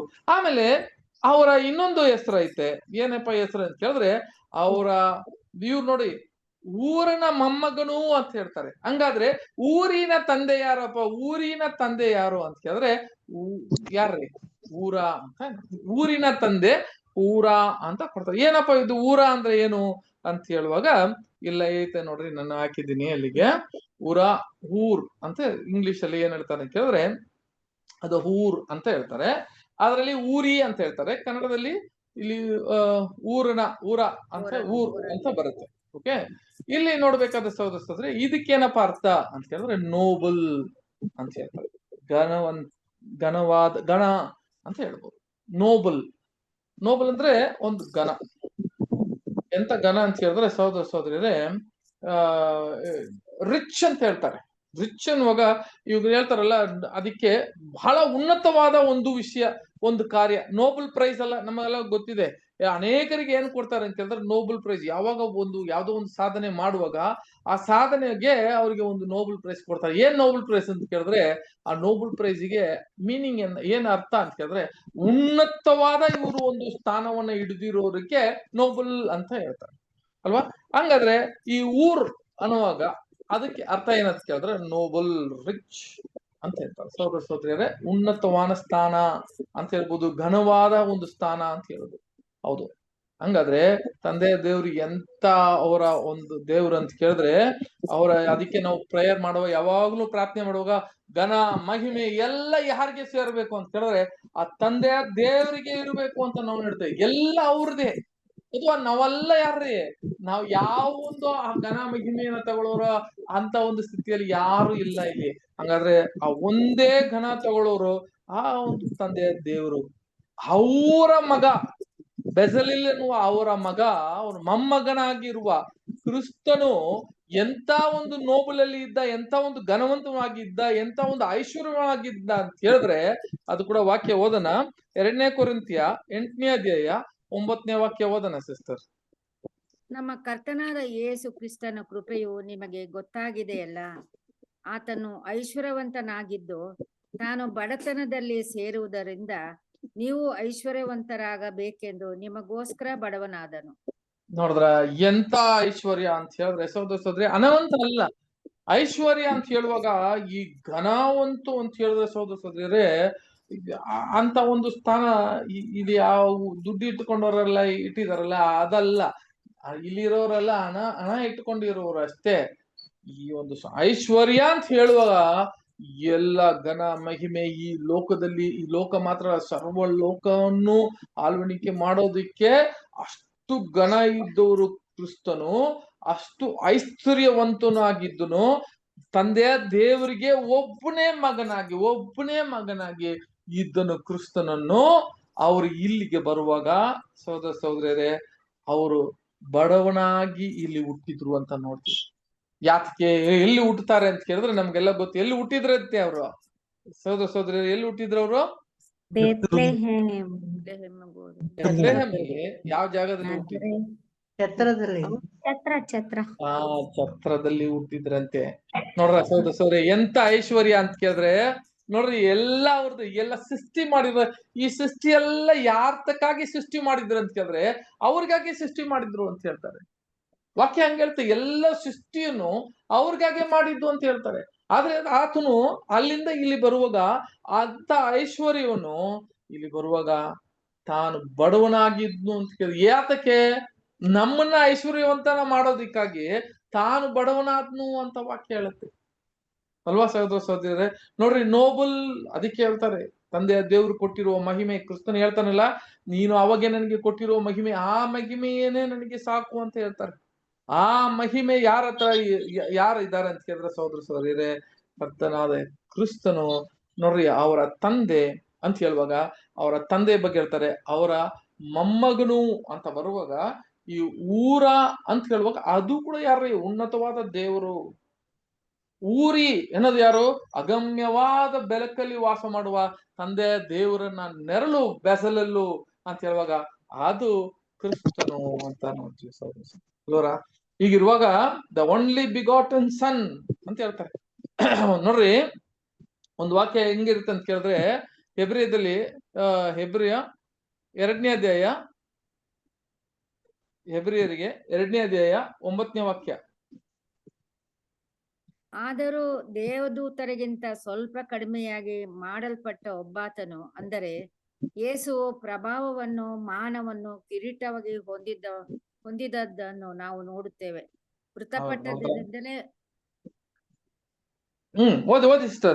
ಮೃತಪಟ್ಟದರಿಂದಲೇ ಮಾನ ಪ್ರಭಾವಗಳನ್ನು ಹೊಂದಿದನು.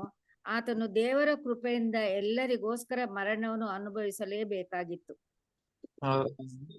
ಎಲ್ಲರಿಗೋಸ್ಕರ ಮರಣವನ್ನು ಅನುಭವಿಸಬೇಕು ಅಂತ ಏನ್ ಮಾಡಿದ್ರಂತೆ?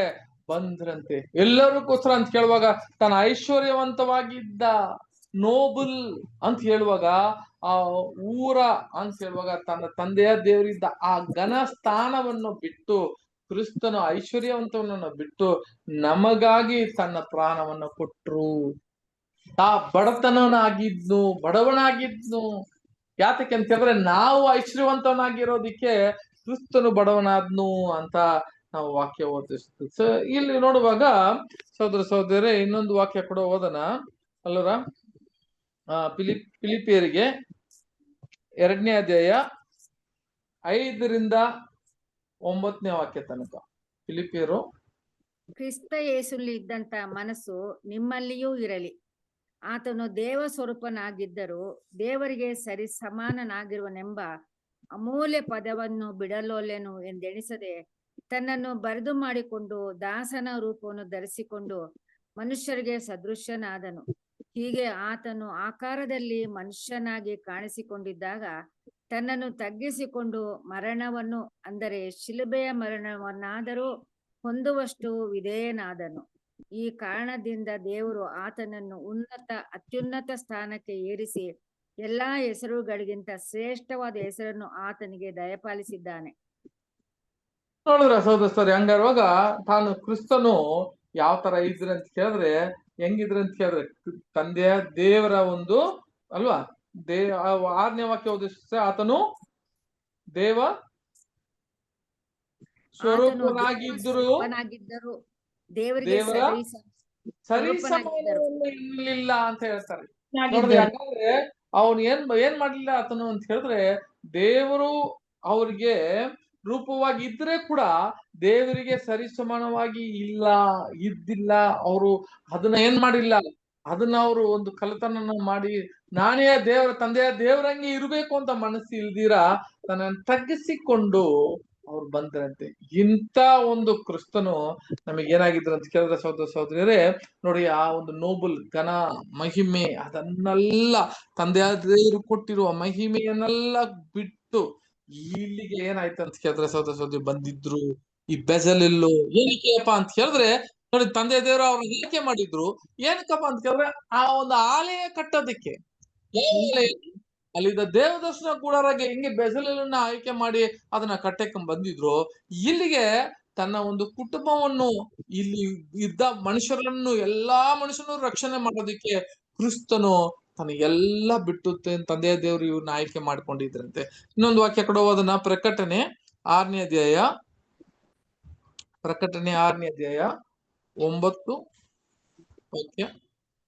ಆತನು 5ನೆಯ ಮುದ್ರೆಯನ್ನು ಒಡೆದಾಗ ದೇವರ ವಾಕ್ಯದ ನಿಮಿತ್ತವಾಗಿಯೂ ತಾವು ಹೇಳಿದ ಸಾಕ್ಷಿಯ ನಿಮಿತ್ತವಾಗಿಯೂ ಹತವಾದವರ ಆತ್ಮಗಳು ಯಜ್ಞವೇದಿಯ ಕೆಳಗಿರುವುದನ್ನು ಕಂಡೆನು. 14ನೇ ವಾಕ್ಯ ಓದಿಸ್ತಾ.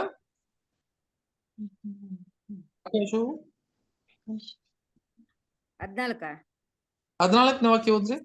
ಆಕಾಶವು ಸುರುಳಿಯ ಹಾಗೆ ಸುತ್ತಲ್ಪಟ್ಟು ಹೋಗಿಬಿಟ್ಟಿತು.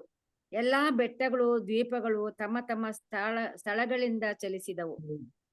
ಇದು ಯಾವ್ದೋ ಒಂದು ಬೇರೆ ಒಂದು ಮಿಸ್ಟೇಕ್ ಆಗ್ಬಿಟ್ಟಿದೆ ಇಲ್ಲಿ ಹಾಕಿರೋದು. ಸರಿ, ಇನ್ನೊಂದು ವಾಕ್ಯ, ಬೇರೆ ವಾಕ್ಯ ಓದೋಣ. ರೋಮರಿಗೆ 8ನೇ ಅಧ್ಯಾಯ 29ನೇ ವಾಕ್ಯ. ಯಾಕೆಂದರೆ ದೇವರು ತನ್ನ ಮಗನಿಗೆ ಅನೇಕ ಮಂದಿ ಸಹೋದರರಿದ್ದು, ಅದೇನ ಬ್ರದರ್? ಅದೇ. ಯಾಕೆಂದರೆ ದೇವರು ತನ್ನ ಮಗನಿಗೆ ಅನೇಕ ಮಂದಿ ಸಹೋದರರಿದ್ದು ಅವರಲ್ಲಿ ಆತನೇ ಹಿರಿಯನಾಗಿರಬೇಕೆಂದು ಉದ್ದೇಶಿಸಿ ತಾನು ಯಾರನ್ನು ತನ್ನವರೆಂದು ಮೊದಲು ತಿಳುಕೊಂಡನೋ ಅವರನ್ನು ತನ್ನ ಮಗನ ಸಾರೂಪ್ಯವುಳ್ಳವರಾಗುವುದಕ್ಕೂ ಮೊದಲೇ ನೇಮಿಸಿದನು. ನೋಡ್ರಿ, ಹಂಗಾದ್ರೆ ಕ್ರಿಸ್ತನ ಉದ್ದೇಶ ಏನು ಅಂತ ಹೇಳುವಾಗ, ಈ ಒಂದು ಬೆಸಲಿಲ್ಲ ಕೆಲಸ ಏನು ಅಂತ ಹೇಳಿದ್ರೆ ಆ ದೇವದರ್ಶನ ಗುಡಾರ ಕಟ್ಟುವ ಕೆಲಸ. ಇಲ್ಲಿ ಕ್ರಿಸ್ತನು ಏನ್ ಹೇಳ್ತಾನೆ ಅಂತ ಕೇಳಿದ್ರೆ, ಆತನ ಸಾರೂಪಕ್ಕೆ ಏನಾಗ್ಬೇಕು ಅಂತ ಕೇಳಿದ್ರೆ ಎಲ್ಲವನ್ನೂ ಮಾರಬೇಕು ಅಂತ ಹೇಳ್ತಾನೆ. ಎಲ್ಲರೂ ಆತನ ಸಾರೂಪಗಾಗಿ ಏನಾಗ್ಬೇಕಂತ ಕೇಳಿದ್ರೆ ಮೊದಲು ಅವ್ರನ್ನ ನೇಮಿಸಿರುವ ಎಲ್ಲರನ್ನು ಅವರ ಸಾರೂಪಕ್ಕೆ ಬರಬೇಕು. ಇದೇ ದೇವರ ಚಿತ್ತವಾಗಿದೆ ಅಂತ ಹೇಳ್ತಾರೆ. ಆದ್ರಿಂದ ಹೆಂಗೆ ಬೆಸಲಿನ ತಂದೆಯ ದೇವರಲ್ಲಿ ಆಯ್ಕೆ ಮಾಡಿದ್ರು, ಅದೇ ತರ ಇಲ್ಲಿಗೆ ಈ ದೇವದರ್ಶನ ಗುಡಾರ ಕಟ್ಟೋದಿಕ್ಕೆ ಮೊದಲು ಯಾರನ್ನ ಆಯ್ಕೆ ಮಾಡಿದ್ದಾರೆ ಅಂತ ಹೇಳಿದ್ರೆ ಸಹೋದರರೇ, ಇಲ್ಲಿಗೆ ಅವರು ನಮ್ಮ ಯಾರನ್ನ ಆಯ್ಕೆ ಮಾಡಿದ್ರು ಅಂತ ಹೇಳಿದ್ರೆ ಕ್ರಿಸ್ತನನ್ನ ಆಯ್ಕೆ ಮಾಡಿದ್ರು ನೋಡ್ತೀವಿ. ಹಂಗಾದ್ರೆ ಊರ ಅಂತ ಹೇಳುವಾಗ ಅದು ಘನ, ಅದು ಮಹಿಮೆ ಅಂತ ಹೇಳ್ತೀವಿ. ಊರಿ ಅನ್ನುವಾಗ ಅದು ಏನ್ರಿ ಅಂತ ಕೇಳಿದ್ರೆ ಒಂದು ಬೆಳಕು. ಆ ಬೆಳಕು ಅದನ್ನು ಕೂಡ ಘನ ಅನ್ನುವಾಗ ಕ್ರಿಸ್ತನಿಗೆ ಆ ಘನ ಮಹಿಮೆಗೆ ಇರೋ ತಂದೆಯ ದೇವರು ಕೊಟ್ಟಿರುವ ಮಹಿಮೆ ಘನ. ನೆಕ್ಸ್ಟ್ ಆ ಊರಿ ಅನ್ನುವಾಗ ಆ ಬೆಳಕು, ತಂದೆಯ ದೇವರು ಇದ್ದಂತ ಬೆಳಕು, ಅದು ಈ ಲೋಕಕ್ಕೆ ಬಂತು ಅಂತ ಹೇಳುವಾಗ ಅದು ಕ್ರಿಸ್ತನಿಗೆ ಹೋಲಿಕೆ ಆಗ್ತದೆ ಅಂತ ನೋಡ್ತೀವಿ. ದ ಶ್ಯಾಡೋ ಅಂತ ಹೇಳ್ತೀವಿ. ಸರಿ, ನೆಕ್ಸ್ಟ್ ಇವಾಗ ಯಾವ್ದು ಅಂತ ನೋಡ್ತೀವಿ ಅಂತ ಕೇಳಿದ್ರೆ ಸಹೋದರರೇ, ನೋಡ್ರಿ, ಈ ನೆಕ್ಸ್ಟ್ ಯಾವ್ದಪ್ಪ ಅಂತ ಕೇಳಿದ್ರೆ ಇದು ಯೂದ ಕುಲದಲ್ಲಿ ಅಂತ ಹೇಳ್ತಾರೆ. ಯೂದ ಕುಲದಲ್ಲಿ ಏನಾಗಿದ್ರು ಅಂತ ಕೇಳಿದ್ರೆ ಬಂದಿದ್ದಂತ ಯಾರ್ರಿ ಈ ಬೆಸಲಿಲ್ಲು ಅಲ್ವಾ ಅವ್ರು ಯಾರು ರಾಜ ಆಗ್ಲಿ ಅವ್ರ ತಂದೆ ಆಗ್ಲಿ ಯೂದ ಕುಲದಲ್ಲೇ ಬಂದಿರೋರು. ಯಾಕಪ್ಪ ಯೂದ ಅನ್ನುವಾಗ ಇದರ ಅರ್ಥ ಏನು? ಯೂದ ಅಂತ ಹೇಳುವಾಗ ಅದರ ಅರ್ಥ ಏನು ಅಂತ ಕೇಳಿದ್ರೆ ಪ್ರೈಸ್ ಅಂತ ಅರ್ಥ. ಹಂಗಂದ್ರೆ ಸ್ತುತಿ ಅಂತ ಹೇಳ್ಬೋದು ಅಲ್ವರ. ಪ್ರೈಸ್ ಅನ್ನುವಾಗ ತಂದೆ ದೇವರಿಗೆ ಯೂದ ನೋಡ್ರಿ 4 ಪಾಯಿಂಟ್ ನಾನು ಹೇಳಿರೋ ವಿಷಯಗಳು ಅರ್ಥ ಮಾಡ್ಕೊಳ್ಳಿ. ಮೊದಲು ಅಲ್ಲಿ ನಾವು ಊಟದಿಂದ ಬಂದಿವಿ ಅಲ್ವಾ. ಬೆಸಲಲ್ ಮೊದಲು ನೋಡಿದೀವಿ, ಆಮೇಲೆ ಊರಿಯ ನೋಡಿದೀವಿ, ಆಮೇಲೆ ಊರ ನೋಡಿದೀವಿ, ಆಮೇಲೆ ಈಗ ಏನ್ ನೋಡ್ತೀವಿ ಅಂತ ಕೇಳಿದ್ರೆ ಯೂದ ಕುಲದಲ್ಲಿ. ಆಕ್ಚುಲಿ ವಾಕ್ಯ ಹೆಂಗಿದೆ ಅಂತ ಕೇಳಿದ್ರೆ ಯೂದ ಕುಲದಲ್ಲಿ ಇದ್ದ ಊರ ಮೊಮ್ಮಗನು ಊರಿಯ ಮಗನು ಆಗಿರುವ ಬೆಸಲಲ್ಲಿ ಅಂತ ಬಂದಿದೆಯಲ್ಲ, ನಾವು ಉಲ್ಟಾ ಹೋಗಿದೀವಿ ಈಗ. ಆದ್ರಿಂದ ಮೊದಲು ಬೆಸಲಲ್ಲಿ ಯಾರಪ್ಪ ಅಂತ ಕೇಳಿದ್ರೆ ಅದು ಕ್ರಿಸ್ತನಿಗೆ ಹೋಲಿಕೆ ಆಗ್ತದೆ. ಆದ್ರೆ ಅದು ಕ್ರಿಸ್ತನ ಒಂದು ಅವರ ತಂದೆಯ ದೇವರ ಒಂದು ನೆರಳು ಅಂತ ಹೇಳಿ ಅವ್ರು ಯಾರಪ್ಪ, ಅವ್ರಿಗೆ ಯಾರು ತಂದೆ ಅಂತ ಕೇಳಿದ್ರೆ ಅದು ಊರಿ ಅನ್ನುವಾಗ ತಂದೆಯಾದ ಅಗಮ್ಯವಾದ ಬೆಳಕಲ್ಲಿ ವಾಸ ಮಾಡುವ ತಂದೆಯ ದೇವರು ಹೆಂಗೆ ಬೆಳಕಾಗಿದ್ದಾರೋ, ಜೀವ ಕೊಡುವ ಬೆಳಕಾಗಿದ್ದಾರೋ, ಅದೇ ತರ ಕ್ರಿಸ್ತನು ಅವರ ಒಂದು ನೆರಳಾಗಿದ್ದಾರೆ ಅಂತ ನೋಡ್ತೀವಿ. ಆಮೇಲೆ ಯಾರಪ್ಪ ಈ ಊರ ಅಂತ ಹೇಳಿದ್ರೆ ಈ ಊರ ಅನ್ನೋದು ಯಾರು ಅಂತ ಹೇಳುವಾಗ ಸಹೋದರ ಸಹೋದರಿ ನೋಬಲ್ ಅನ್ನುವಾಗ ಒಂದು ಘನ ಅಂತ ಹೇಳುವಾಗ ಅವ್ರು ಒಬ್ರೇ ತಂದೆಯ ದೇವರು, ಬೇರೆ ಯಾರಿಗೆ ಘನ ಮಹಿಮೆ ಇಲ್ಲ, ಅವ್ರು ಒಬ್ರೇ ಅಂತ ಹೇಳಿ ನಮಗೆಲ್ಲ ಸೃಷ್ಟಿಕರ್ತನು ಅಂತ ಹೇಳಿ ಆ ಘನ ಆಗಿರುವ ಅವರ ಒಂದು ಸಾರೂಪ್ಯಗೆ ಇರುವ ಕ್ರಿಸ್ತನು ಅಂತ ನೋಡ್ತೀವಿ. ಇದು ನೆಕ್ಸ್ಟ್ ಯಾವ್ದು ಅಂತ ನೋಡ್ತಿದ್ರೆ ಯೂದ ಅಂತ ಹೇಳುವಾಗ ಏನ್ರಿ ಯೂದ ಅಂದ್ರೆ ಅರ್ಥ ಏನು ಅಂತ ಹೇಳಿದ್ರೆ ಸಹೋದರ ಪ್ರೈಸ್ ಸ್ತುತಿ ಅಂತ ಹೇಳ್ತೀವಿ. ಏನು ತಂದೆಯ ದೇವ್ರಿಗೆ ಯಾವಾಗೂ ಏನ್ ಮಾಡ್ತಾರಂತೆ ಇವರು ದೇವರಿಗೆ ಮಹಿಮೆ ಆಗ್ಬೇಕು, ದೇವ್ರನ್ನ ಸ್ತುತಿ ಮಾಡ್ತಾರೆ. ಇಂತ ಒಂದು ವಿಷಯ ಯಾವಾಗ ದೇವ್ರು ಸಂತೋಷ ಪಡ್ತಾರೆ ಅಂತ ಕೇಳಿದ್ರೆ ನಮ್ಮ ಕರ್ತವ್ಯ. ದೇವ್ರು ನಮ್ಮನ್ನ ಸೃಷ್ಟಿ ಮಾಡಿರೋದು ಏನಕ್ಕೆ ಅಂತ ಕೇಳಿದ್ರೆ ಸಹೋದರ ಸಹೋದರರೇ ತಂದೆಯ ದೇವ್ರನ್ನ ಸಂತೋಷ ಪಡಿಸೋದಕ್ಕೆ ನಾವೆಲ್ಲ ಏನಾಗಿದ್ದೀವಿ ಇವಾಗ ಇದೀವಿ. ಆದ್ರೆ ನಾವು ಮಾಡ್ತಾ ಇಲ್ಲ. ದೇವರಿಗೆ ಸ್ತುತಿಯನ್ನು ನಾವು ತೋರಿಸ್ಬೇಕು, ಸ್ತುತಿಯನ್ನು ಮಾಡ್ಬೇಕು. ಅದನ್ನು ನಾವು ಏನ್ ಮಾಡ್ತಿಲ್ಲ, ಮಾಡಕ್ಕಿಲ್ಲ. ಯಾವ ಕಾರ್ಯಗಳನ್ನು ನಾವು ಎಲ್ಲ ತಪ್ಪು ಕಾರ್ಯಗಳನ್ನು ಪಾಪಗಳ ಕಾರ್ಯಗಳನ್ನ ಮಾಡ್ತಾ ಇದೀವಿ ಇವತ್ತು ಸಹೋದರ ಸಹೋದರಿ. ದೇವನಿಗೆ ಸ್ತುತಿ ಬರಲ್ಲ. ನಾವು ಹುಟ್ಟಿರೋದ್ರಿಂದ ಯಾರಿಗಾದ್ರೂ ಲಾಭ ಇದೆಯಾ? ಯಾರಿಗೂ ಲಾಭ ಇಲ್ಲ. ಯಾರಿಗಾದ್ರೂ ಸಂತೋಷ ಇದೆಯಾ? ನಮ್ಮ ಮನೆಯವರಿಗೆ ಸಂತೋಷ. ಈ ಲೋಕಕ್ಕೆ ಏನಾದ್ರೂ ತಂದೆಯ ದೇವ್ರಿಗೆ ಸಂತೋಷ ಇದೆಯಾ? ಇಲ್ಲ. ಆದ್ರೆ ಯೇಸು ಕ್ರಿಸ್ತನು ಹುಟ್ಟುವಾಗ ಅವರ ಸ್ತುತಿ ಹೆಂಗಿತ್ತು ಅಂತ ಹೇಳಿದ್ರೆ ವಾಕ್ಯ ಓದನ. ಲೂಕ 2ನೇ ಅಧ್ಯಾಯ 11ರಿಂದ 13ನೇ ವಾಕ್ಯ ತನಕ ಓದನ ಅಷ್ಟೇ. ಅದೇನೆಂದರೆ ಈ ಹೊತ್ತು ನಿಮಗೋಸ್ಕರ ದಾವೀದನೂರಲ್ಲಿ ಒಬ್ಬ ರಕ್ಷಕನು ಹುಟ್ಟಿದ್ದಾನೆ. ಆತನು ಕರ್ತನಾಗಿರುವ ಕ್ರಿಸ್ತನೇ. ಆತನು ನಿಮಗೆ ಗೊತ್ತಾಗುವುದಕ್ಕೆ ಗುರುತೇನೆಂದರೆ ಬಟ್ಟೆಯಿಂದ ಸುತ್ತಿರುವ ಒಂದು ಕೂಸು ಗೋದಲಿಯಲ್ಲಿ ಮಲಗಿರುವುದನ್ನು ಕಾಣುವಿರಿ ಎಂದು ಹೇಳಿದನು. ಪಕ್ಕನೆ ಆ ದೂತನ ಸಂಗಡ ಪರಲೋಕ ಸೈನ್ಯದವರ ಒಂದು ದೊಡ್ಡ ಗುಂಪು ಕಾಣಿಸಿಕೊಂಡು, ಮೇಲಣ ಲೋಕಗಳಲ್ಲಿ ದೇವರಿಗೆ ಮಹಿಮೆ, ಭೂಲೋಕದಲ್ಲಿ ಮನುಷ್ಯರೊಳಗೆ ಸಮಾಧಾನ, ದೇವರು ಅವರಿಗೆ ಒಲಿಯುತ್ತಾನೆ ಎಂದು ಆ ದೇವರನ್ನು ಕೊಂಡಾಡುತ್ತಾ ಹೇಳಿದರು. ನೋಡಿದ್ರ, ಹಂಗಾದ್ರೆ ತನ್ನ ಹುಟ್ಟಿದ ತಕ್ಷಣ ದೂತರುಗಳು ಎಲ್ಲ ಗುಂಪಾಗಿ ಸೇರಿ ಅವ್ರನ್ನ ದೇವರಿಗೆ ಮಹಿಮೆ ಉಂಟಾಗ್ಲಿ ಅಂತ ದೇವರನ್ನ ಅವ್ರಿಗೆ ಏನ್ ಮಾಡಿದ್ರಂತೆ, ಅವ್ರನ್ನ ಸ್ತುತಿ ಮಾಡಿದ್ರಂತೆ. ಅವ್ರಿಗೆ ದ ಪ್ರೈಸ್ ಗಾಡ್, ತಂದೆ ದೇವರು ಇವ್ರಿಗೆ ಅವರ ಮಗನಾದ ಕ್ರಿಸ್ತನನ್ನು ಈ ಲೋಕಕ್ಕೆ ಕೊಟ್ಟು ರಕ್ಷಕನಾಗಿ ಕೊಟ್ಟು ಈ ಲೋಕವನ್ನ ರಕ್ಷಣೆ ಮಾಡೋದಿಕ್ಕೆ ಸಹೋದರ ಸಹೋದರಿ ಇವರೆಲ್ಲ ಒಂದು ಒಳ್ಳೆ ಸ್ತುತಿ ಮಾಡಿದ್ರಂತೆ. ಅವರೆಲ್ಲ ಒಳ್ಳೆ ಹಾಡನ್ನ ನೋಡಿ ದೇವರನ್ನ ಮಹಿಮೆ ಪಡಿಸಿದ್ರು ಅಂತ ಹೇಳ್ತಾರೆ. ಈ ತರ ಇರ್ಬೇಕು ನೋಡ್ರಿ ಆ ಸ್ತುತಿ ಅನ್ನುವಾಗ. ಅದಕ್ಕೆ ಅವರು ಹುಟ್ಟಿರೋದು ಆ ಯೂದ ಕುಲದಿಂದ ಬಂದಿದ್ದಂತ ಯಾರೇ ಕ್ರಿಸ್ತನು ಅಂದುವಾಗ ಅವ್ರು ಹುಟ್ಟಿರೋದು, ಅವ್ರು ಇರೋದು, ಅವ್ರು ನಡೆಯೋದು, ಅವರ ಮಾತು ನುಡಿ ಎಲ್ಲ ದೇವರಿಗೆ ಏನಾಗ್ತದಂತೆ ಮಹಿಮೆ ಅಂತ ಹೇಳ್ತಾರೆ. ಆ ಮಹಿಮೆಯನ್ನ ತರೋದಿಕ್ಕೆ ಇವ್ರು ಏನಾಗಿದ್ರು ಅಂತ ಕೇಳಿದ್ರೆ ಇವರು ಸಹೋದರ ಸಹೋದರಿಯರೇ ತಂದೆಯ ದೇವರು ಇವರಿಗೆ ಒಂದು ಯೂದ ಕುಲದಿಂದ ಬಂದಿದಂತ ಒಂದು ಆ ಕುಲದಲ್ಲಿ ಬಂದಿರೋ ಒಂದು ವಿಷಯನ ಕೂಡ ಇವಾಗ ನಾವು ಧ್ಯಾನ ಮಾಡಿದಿರಿ. ಸರಿ, ಈಗ ನೆಕ್ಸ್ಟ್ ಯಾವ್ದಪ್ಪ ಅಂತ ಕೇಳಿದ್ರೆ ನೆಕ್ಸ್ಟ್ ಹೋಗ್ಬಿಡ. ನೆಕ್ಸ್ಟ್ ಯಾರನ್ನ ಆಯ್ಕೆ ಮಾಡಿದ್ರು ಅಂತ ಹೇಳುವಾಗ ಸಹೋದರ ಸಹೋದರಿಯರೇ ಅವನ ಜೊತೆಗಿದ್ದ ಅಸಿಸ್ಟೆಂಟ್ ಯಾರದು ಅಹಲ್ಯಬನ. ಹೌದು, ವಾಕ್ಯ ಓದನ. ಆ ವಾಕ್ಯಲ್ಲಿ ಓದನ ಸಿಸ್ಟರ್. ಮತ್ತೆ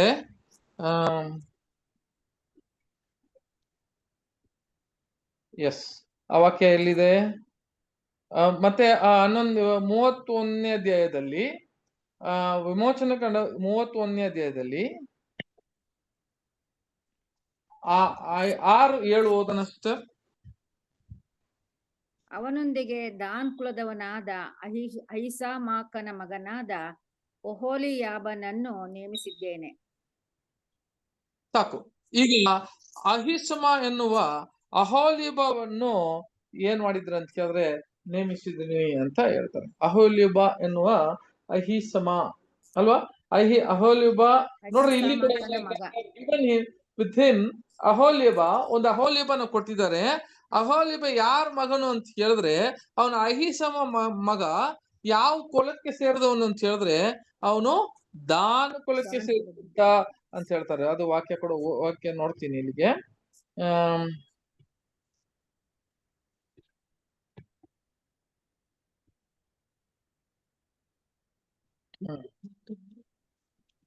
ಹೇಳ್ರಿ.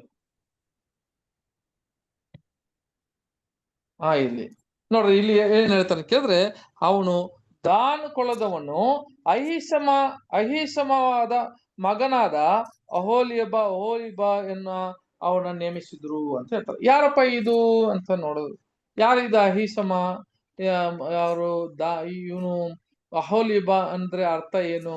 ಇವೆಲ್ಲ ನಾವು ನೋಡಿದ್ರೆ ಸಹೋದರ ಸಹೋದರಿಯರೇ, ಇದಕ್ಕೂ ಕೂಡ ಬಹಳ ಒಂದು ಅರ್ಥ ಉಂಟು. ಇದು ಏನಪ್ಪ ಅರ್ಥ ಅಂತ ಹೇಳಿದ್ರೆ ನಾವು ನೋಡ್ತೀವಿ ನೋಡ್ರಿ. ಅಹೋಲಿಬ ಅನ್ನೋದಿಕ್ಕೆ ಅರ್ಥ ಏನು ಅಂತ ಹೇಳಿದ್ರೆ, ಅಹೋಲಿಬ ಅನ್ನುವಾಗ ದ ಫಾದರ್ಸ್ ಟೆಂಟ್ ಅಂತ ಅರ್ಥ. ದ ಫಾದರ್ಸ್ ಟೆಂಟ್ ಅಂತ ಹೇಳಿದ್ರೆ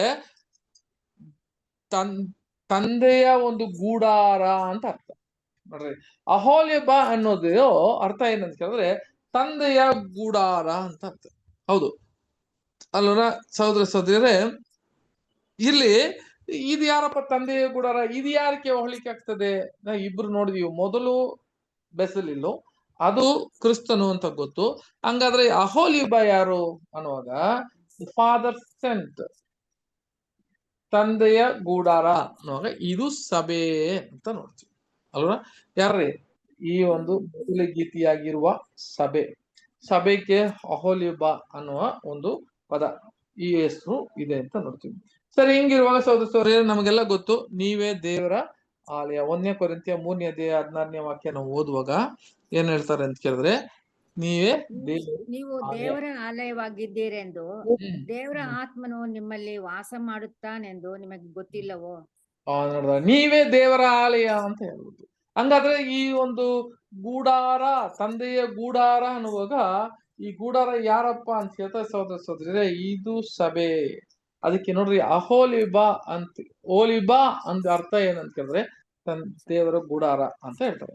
ಸರಿ, ಇಲ್ಲಿಗೆ ಇವರು ಸಹೋದರ ಸಹೋದರಿಯರೇ ನಾವು ಒಂದೊಂದು ನೋಡ್ತೀವಲ್ಲ, ಯಾರ್ರಿ ಈ 1,44,000 ಕ್ರಿಸ್ತನು ಅವರ ಒಂದು ಈ ಒಂದು ದೇವದರ್ಶನ ಗೂಡಾರ ಕಟ್ಟೋದಿಕ್ಕೆ ನಾವೆಲ್ಲ ಏನಾಗ್ತೀವಿ ಅಂತ ಕೇಳಿದ್ರೆ ಕ್ರಿಸ್ತನು ನಮ್ಮನ್ನ ಜೊತೆಗೆ ಇಟ್ಟು ಅವ್ರಿಗೆ ಹೆಲ್ಪರ್ ಆಗಿಟ್ಟು ಅವ್ರು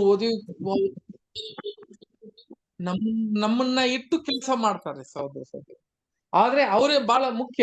ಎಲ್ಲ ವಿಚಿತ್ರ ಕೆಲಸಗಳನ್ನ ಮಾಡೋದಿಕ್ಕೆ ಅವರೇ ಬಹಳ ಮುಖ್ಯ. ಆದ್ರೆ ಯಾರು ಕೂಡ ತಗೊಂಡು ಈ ಕಟ್ತಾರೆ ಅಂತ ಕೇಳಿದ್ರೆ ಸಭೆಯನ್ನು ಕೂಡ ಅವರು ಜೊತೆಗೆ ಇಟ್ಟುಕೊಂಡು ಅವ್ರು ಏನ್ ಮಾಡ್ತಾರೆ ಅಂತ ಕೇಳಿದ್ರೆ ಇದನ್ನ ಕಟ್ತಾರೆ ಅಂತ ನೋಡ್ತೀವಿ. ಹಂಗಾದ್ರೆ ದ ಫಾದರ್ಸ್ ಟೆಂಟ್. ಓಕೆ, ಇದು ಒಂದು. ನೆಕ್ಸ್ಟ್ ಏನಪ್ಪಾ ಅಂತ ಕೇಳಿದ್ರೆ ಸಹೋದರ ಸಹೋದರಿಯರೇ, ಇದಕ್ಕೆ ಅಹಿಸಮ ಅಂತ ಹೇಳುವಾಗ ಅಹಿಸಮ ಯಾರು ಅಂತ ಕೇಳಿದ್ರೆ ಅಹಿಸಮ ಮಗನಾದ ಅಹಿಸಮ ಅಂತ ಹೇಳ್ತಾರಲ್ಲ. ಅಹಿಸಮ ಅಂದ್ರೆ ಅರ್ಥ ಏನು? ಬ್ರದರ್ ಸಪೋರ್ಟೆಡ್ ಅಂತ ಕೇಳಿದ್ರೆ ನನ್ನ ಸಹೋದರ ನನಗೆ ಏನ್ ಮಾಡ್ದ ಅಂತ ಕೇಳಿದ್ರೆ ಸಪೋರ್ಟೆಡ್ ಅಂದ್ರೆ ಏನರ್ಥ? ಕನ್ನಡದಲ್ಲಿ ಏನ್ ಹೇಳ್ತಾರೆ ಸಪೋರ್ಟ್ಗೆ? ಸಹಾಯಕ. ನನ್ನ ಸಹೋದರನ ಸಹಾಯಕ ಅಂತ ಹೇಳ್ತಾರೆ. ಈಗ ಅಹಿಸಮಗೆ ಏನರ್ಥ? ನೀವೆಲ್ಲ ಇದು ಕನ್ಕಾರ್ಡೆನ್ಸ್ ಅಲ್ಲಿ ನೋಡ್ಬೋದು. ಏನ್ರಿ ಇದು? ನಾನು ಸುಮ್ನೆ ಏನೇನೋ ಇದು ಹೇಳ್ತಿಲ್ಲ, ಈ ಆಂಟನ್ ಎಳ್ದಿರುವ ಪುಸ್ತಕದಲ್ಲಿ ಅಂತ ನಾನು ಹೇಳ್ತಾ ಇರೋದು. ಈ ಅಹಿಸಮಾದಿಗೆ ಅರ್ಥ ಏನು ಅಂತ ನೀವು ಕನ್ಕಾರ್ಡೆನ್ಸ್, ಯಾವ ಕನ್ಕಾರ್ಡೆನ್ಸ್ ತೆಗೆದು ಹೇಳಿದ್ರೆ ನೋಡಿದ್ರೆ ಕೂಡ ಸಹೋದರ ಸಹೋದರರೇ ಕ್ಲೀನ್ ಆಗಿ ನೋಡ್ಬೋದು. ಏನಂತ ಕೇಳಿದ್ರೆ ಈ ಸಹೋದರನ ಸಹಾಯಕ ಅಂತ ಅಹಿಸಮ. ಓಕೆ, ಸರಿ. ಹಿಂಗೆ ಸಹಾಯಕ ಯಾರಪ್ಪ ಸಹೋದರ ಅಂತ ಹೇಳುವಾಗ ನಾವು ನೋಡಿದ್ವಲ್ಲ, ಇವ್ರು ಮಗನೇ ಯಾರ್ರಿ, ನಮ್ಮ ಓಲಿಬಾ. ಹಂಗಾದ್ರೆ ಕ್ರಿಸ್ತನೇ ನಮ್ಮ ಸಹಾಯಕ, ಸಪೋರ್ಟೆಡ್. ಅದು ನೋಡ್ರಿ, ತಂದೆ ದೇವರಿಗೆ ನೆರಳು ಯಾರಪ್ಪ? ತಂದೆ ದೇವರ ನೆರಳು ಯಾರದು? ಇವ್ರು ಬೆಸಲೆಲ್ಲು ಊರ ಯಾರಪ್ಪ ಅಂತ ಕೇಳಿದ್ರೆ ಅದು ತಂದೆ ದೇವ್ರು, ಕ್ರಿಸ್ತನ ಒಂದು ತಂದೆ. ಆದ್ರೆ ನಮಗೆ ಯಾರಪ್ಪ ಸಪೋರ್ಟ್ ಅಂತ ಕೇಳಿದ್ರೆ, ನಮಗೆ ಸಹಾಯಕರು ಯಾರು ಅಂತ ಕೇಳಿದ್ರೆ ಕ್ರಿಸ್ತನೇ ಅಂತ ಹೇಳ್ತಾರೆ. ಅದೇ ಸಹೋದರ ಹೇಳ್ತಾರಲ್ಲ, ಒಂದು ವಾಕ್ಯ ಕಡೆ ಓದೋಣ. ಯೋಹಾನ 15ನೇ ಅಧ್ಯಾಯ 5ನೇ ವಾಕ್ಯ, 15:5ನೇ ವಾಕ್ಯ. ನಾನು ದ್ರಾಕ್ಷೆ ಬಳ್ಳಿ, ನೀವು ಕೊಂಬೆಗಳು. ಒಬ್ಬನು ನನ್ನಲ್ಲಿಯೂ ನಾನು ಅವನಲ್ಲಿಯೂ ನೆಲೆಗೊಂಡಿದ್ದರೆ ಅವನೇ ಬಹಳ ಫಲ ಕೊಡುವನು. ನೀವು ಹಂಗಾದ್ರೆ ನನ್ನ ಕೊಂಬೆಯಲ್ಲಿ ಇರೋನು ಅಂತ ಹೇಳುವ ಸೋದರ ಇವಾಗ ನೆಲೆ ಇರೋನು ಅಂತ ಹೇಳ್ತಾನೆ. ಹಂಗಾದ್ರೆ ಯಾರು ಈ ಅಹಿಸಮ ಅನ್ನುವಾಗ, ಅಹಿಸಮ ಸಪೋರ್ಟೆಡ್, ಸಹಾಯಕ, ಸಹೋದರನ ಸಹಾಯಕ.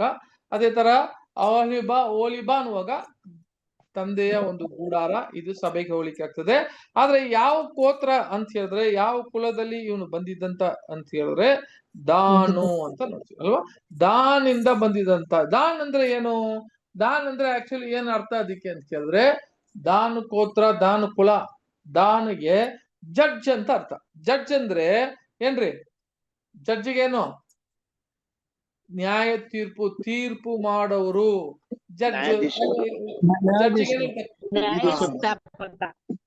ನ್ಯಾಯಸ್ಥಾಪಕರು. ನೋಡ್ರಿ, ಇವ್ರು ಯಾರು ಜಡ್ಜು ಅಂತ ಕೇಳಿದ್ರೆ, ಈ ಲೋಕವನ್ನು ನ್ಯಾಯಸ್ಥಾಪಕರಾಗಿ ನ್ಯಾಯ ವಿಚಾರಣೆ ಮಾಡೋದು ಯಾರಪ್ಪ ಅಂತ ಕೇಳಿದ್ರೆ ಯಾರ್ರಿ ಅಂತ ಹೇಳ್ತಾರೆ ನೋಡ್ರಿ. ವಾಕ್ಯ ಓದನ್ನ 1 ಕೊರಿಂಥ್ಯ 6ನೇ ಅಧ್ಯಾಯ 2ರಿಂದ ಕೆಲವು ವಾಕ್ಯ ಓದನ. 1 ಕೊರಿಂಥ್ಯ 6ನೇ ಅಧ್ಯಾಯ 2ರಿಂದ.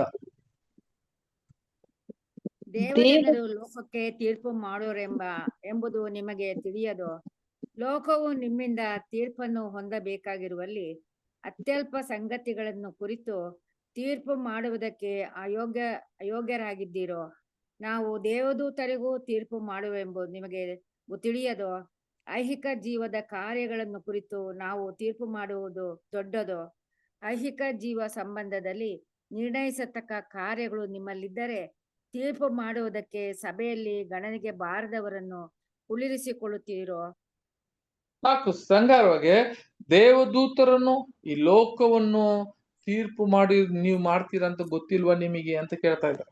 ಹಂಗಾದ್ರೆ ಈ ಜಡ್ಜ್, ನ್ಯಾಯಸ್ಥಾಪಕರಾಗಿ ಕ್ರಿಸ್ತನು ನಮ್ಮನ್ನ ಆಯ್ಕೆ ಮಾಡಿದ್ದಾರೆ ಸಹೋದರ. ಹಂಗಾಗಿ ನಾವು ಏನ್ ನೋಡ್ತೀವಿ ಅಂತ ಕೇಳಿದ್ರೆ, ಈ ಒಂದು ಅಹಿಸಮ ಮಗನಾದ ಈ ಒಂದು ಓಲಿಬಾ ಯಾರಪ್ಪ ಅಂತ ಕೇಳಿದ್ರೆ ಸಭೆ. ಅಹಿಸಮ ಅನ್ನುವಾಗ ಸಪೋರ್ಟ್, ಅವನು ಸಹಾಯಕ, ಕ್ರಿಸ್ತನ ಸಹಾಯಕ ಮೂಲಕ ಇವನು ಏನಾಗ್ತಾನೆ ಅಂತ ಕೇಳಿದ್ರೆ, ಇವನು ಓಲಿಬಾ ತನ್ನ ಈ ಗುಡಾರವನ್ನ ಕಟ್ತಾನೆ. ಅದೇ ತರ ದಾನು ಕುಲದಲ್ಲಿ ಅಂತ ಹೇಳುವಾಗ ಏನಾಗ್ತಾರೆ ಅಂತ ಹೇಳಿದ್ರೆ, they are going to judge the world ಅಂತ ಹೇಳ್ತಾರೆ. ಹಂಗಾರುವಾಗ ನ್ಯಾಯಸ್ಥಾಪಕರಾಗಿ ಈ ಲೋಕ ದೂತರುಗಳನ್ನ ಏನ್ ಮಾಡ್ತಾರೆ ಅಂತ ಕೇಳಿದ್ರೆ ಜಡ್ಜ್ ಮಾಡುವ ಒಬ್ರು ಅಂತ ಹೇಳಿ ಇಲ್ಲಿಗೆ ವಿಷಯಗಳನ್ನು ಕೊಡ್ತಾರೆ ಅಂತ ಹೇಳ್ತೀವಿ ಅಲ್ವಾ ಸಹೋದರರೇ. ಕೊನೆಗೆ ನಾವು 2 ವಾಕ್ಯ ಓದಿ ನಾವು ಈ ಪಾಠವನ್ನು ಮುಗಿಸಿ ಮುಂದೆ ಬರುವ ಪಾಠ ನಾವು ನೆಕ್ಸ್ಟ್ ನೋಡೋಣ. ಎಬ್ರಿಯದಲ್ಲಿ 8ನೇ ಅಧ್ಯಾಯ 2ನೇ ವಾಕ್ಯ ಓದೋಣ. ಎಬ್ರಿಯ 8ನೇ ಅಧ್ಯಾಯ 2ನೇ ವಾಕ್ಯ. ಈತನು ಪವಿತ್ರ ಸ್ಥಾನದಲ್ಲಿ, ಅಂದರೆ ಮನುಷ್ಯನು ಹಾಕದೆ ಕರ್ತನೇ ಹಾಕಿದ ನಿಜವಾದ ದೇವ ದರ್ಶನ ಗುಡಾರದಲ್ಲಿ ಯಾಜಕೋದ್ಯೋಗ ನಡೆಸುವವನಾಗಿದ್ದಾನೆ. ನೋಡ್ದ, ನಿಜವಾದ ದೇವದರ್ಶನ ಗೂಡಾರ ಬಗ್ಗೆ ಮಾತಾಡ್ತಾರೆ. ಯಾವ್ದಂತ ಕೇಳಿದ್ರೆ ಇವಾಗ ಅದೆಲ್ಲ ಒಂದು ಯಾವ್ದೋ ಒಂದು ಅದು ಮುಂಚೆ ನಡೆದಿರುವ ಎಲ್ಲ ಒಂದು ಎಕ್ಸಾಂಪಲ್, ಸುಮ್ನೆ ಒಂದು ಸೂಚನೆ ಅಷ್ಟೇ. ಆದ್ರೆ ನಿಜವಾದ ದೇವದರ್ಶನ ಗುಡಾರ ಇವಾಗ ಕಟ್ತಾ ಇದಾರಲ್ಲ, ಇದೆ ಕ್ರಿಸ್ತನಾಗಿ. ಆ ಬೆಸಲೆಲ್ಲನ್ನು ಬಂದಿದ್ದಾರೆ, ಕ್ರಿಸ್ತನ್ ಇದ್ದಾನಲ್ಲ, ಅವರು ಅಹೋಲಿಬ ಮುಖಾಂತರ ಇವಾಗ ಕಟ್ತಾ ಇದಾರಲ್ಲ, ಇದೇ ನಿಜವಾದ ಗುಡಾರ ಅಂತ ಹೇಳ್ತಾರೆ. ಇದು ನಿಜವಾದ ಗುಡಾರ ಅಲ್ವಾ ಸಹೋದರಿ. ಹಂಗಾದ್ರೆ ಈ ಒಂದು ದೇವದರ್ಶನ ಗುಡಾರ ಕಟ್ಟೋದಿಕ್ಕೆ ಬಹಳ ಮುಖ್ಯವಾಗಿ ಇಬ್ರು ವ್ಯಕ್ತಿಯನ್ನ ಆಯ್ಕೆ ಮಾಡಿದ್ರು. ಅದರಲ್ಲಿ ಒಬ್ಳು ಬೆಸಲೆಲು, ಇನ್ನೊಂದು ಅಹೋಲಿಬ. ಇವರ ಹಿಸ್ಟ್ರಿ ನೋಡ್ಬೇಕಾದ್ರೆ, ಇವರ ತಂದೆ, ಇವರ ಒಂದು ಪಿತೃ ನೋಡ್ಬೇಕಾದ್ರೆ ಯಾರು ಅಂತ ಕೇಳಿದ್ರೆ ಊರಿ ಮತ್ತೆ ಬೆಜಲಿಲ್ಲು. ಇಲ್ಲಿಗೆ ನೋಡ್ಬೇಕಾದ್ರೆ ಅಹೋಲಿಬ, ಇವ್ರು ನೋಡಿ ಅಹೋಲಿಬಾಗೆ ಯಾರ್ರಿ ಅವ್ರು ತಂದೆ ಯಾರ್ರಿ? ಅಹೋಲಿಬ ತಂದೆ ಯಾರು? ಅಹಿಸಮ the support, my brother support ಅಂತ ಹೇಳ್ತೀವಿ ಅಲ್ವಾ. ಸೊ ಇದನ್ನ ಜ್ಞಾಪಕ ಇಟ್ಕೊಳ್ರಿ.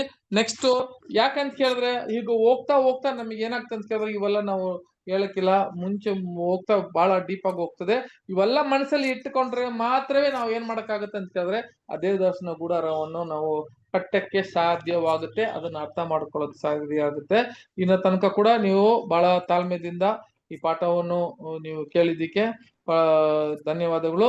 ಮತ್ತೆ ನಾವು ಮುಂದೆ ಬರುವ ಪಾಠಗಳನ್ನು ನಾವು ಕೇಳೋದ ತನಕ ದೇವರು ನಮಗೆ ಆಶೀರ್ವದಿಸಲಿ. ಆಮೇನ್. ಸೊ ಬ್ರದರ್, ನಮ್ಮ ಮಧ್ಯದಲ್ಲಿರುವ ಸಹೋದರರು ಯಾರಾದ್ರೂ ಒಬ್ರು ಯಾರ್ರಿ? ಬ್ರದರ್ ಕಾರ್ತಿಕ್ ಬ್ರದರ್, ಒಂದು ಪ್ರಾರ್ಥನೆ ಮಾಡ್ರಿ. Brother Karthik brother.